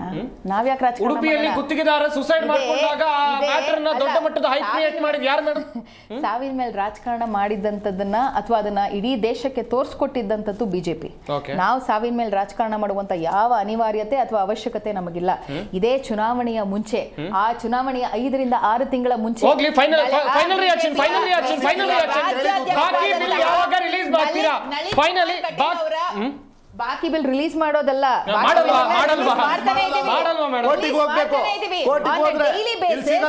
ಡೈಲಿ ಬೇಸಿಸ್ ಯಾವ ಯಾವ ಬಿಲ್ಗಳು ರಿಲೀಸ್ ಆಗ್ಬೇಕು ಅದು ಆಗ್ತಾನೆ ಇದೆ. ಫೈಲ್ಗಳು ಮೂವ್ಮೆಂಟ್ ಆಗ್ತಾನೆ ಇದೆ, ಸೈನ್ಗಳು ಆಗ್ತಾನೆ ಇದೆ. ಆಯ್ತಾ? ಬಿಜೆಪಿ ಸ್ಕ್ರಿಪ್ಟೆಡ್ ಆರೋಪಗಳಿಗೆ ಇವತ್ತಿನ ದಿನ ವಾಯ್ಸ್ ಕೊಡುವಂತಹ ಅಥವಾ ನಾವು ಸ್ಪಂದನೆ ಮಾಡುವಂತಹ ಅನಿವಾರ್ಯತೆ ನಮಗಿಲ್ಲ, ಅವಶ್ಯಕತೆ ನಮಗಿಲ್ಲ. If there is genuinity we are definitely there as a government. ಆದ್ರೆ ನಿಮ್ಮ ಡಾಕ್ಯುಮೆಂಟ್ಗಳನ್ನ, ದಾಖಲಾತಿಗಳನ್ನ ನಾವು ಬಂದ್ಬಿಡ್ತೀವಿ. ಅದಕ್ಕೆ ಮುಖ್ಯಮಂತ್ರಿಗಳವರು ಬಹಳ ಸ್ಪಷ್ಟವಾಗಿ ಹೇಳಿರುವಂತದ್ದು, ನೀವು ಬಂದು ಬಿಲ್ ಪಾವತಿ ಇದೆ, ಬಿಲ್ ಪಾವತಿ ಬಾಕಿ ಇರುವಂತ ಬಿಲ್ ಪಾವತಿ ಮಾಡಿ ಅಂತ ಕೇಳೋದಿಕ್ಕೂ ಪಾವತಿ ಮಾಡ್ತಿದ್ರೆ ನಾವು ನಿಮ್ಮ ಡಾಕ್ಯುಮೆಂಟ್ಸ್ ಫೈನಲ್ ರಿಯಾಕ್ಷನ್ ಚಿಕ್ಕ ಪ್ರತಿಕ್ರಿಯೆ ನೋಡ್ರಿ ಸರ್. ಒಂದು ಸಲ ವರ್ಕ್ ಕಂಪ್ಲೀಟ್ ಸರ್ಟಿಫಿಕೇಟ್ ಬಂದ ಮೇಲೆ, MB ಬುಕ್ ಬರೆದ ಮೇಲೆ ಈ ನೆಲದ ಕಾನೂನಿನ ಪ್ರಕಾರ 60 ದಿನಗಳ ಒಳಗೆ ಪೇಮೆಂಟ್ ಮಾಡಲೇಬೇಕು. ಒಂದು ವೇಳೆ 3 ತಿಂಗಳವರೆಗೂ ಸಹಿತ ಪೇಮೆಂಟ್ ಮಾಡಲಿಲ್ಲ ಅಂದ್ರೆ ಅದು ಅಕ್ರಮ ವ್ಯವಹಾರ ಅಂತ ತಿಳ್ಕೊಳ್ಬೇಕು ಅಂತ ಹೇಳಿ ಈ ನೆಲದ ಕಾನೂನು ಹೇಳ್ತಾ ಇದೆ. ಇದನ್ನ ದೂರೀಕರಿಸಿ ಸನ್ಮಾನ್ಯ ಮುಖ್ಯಮಂತ್ರಿಗಳಾದ ಸಿದ್ದರಾಮಯ್ಯನವರು ಏನು ಕೋರ್ಟಿಗೆ ಹೋಗಿ ಅಂತ ಹೇಳ್ತಾರಲ್ಲ, ಇದು ಯಾಕೆ ಹೇಳುದು ಅಂತ ಹೇಳಿದ್ರೆ ಬೀಸುದೊಂಡೆ ತಪ್ಪಿಸ್ಕೊಳ್ಳಿಕ್ ಸಲುವಾಗಿ ಪೇಮೆಂಟ್ ಇವರಿಗೆ ಮಾಡದೆ ಇವ್ರನ್ನ ಇನ್ನೂ ಸತಾಯಿಸಬೇಕು ಅಂತ ಹೇಳಿ. ನೋಡ್ರಿ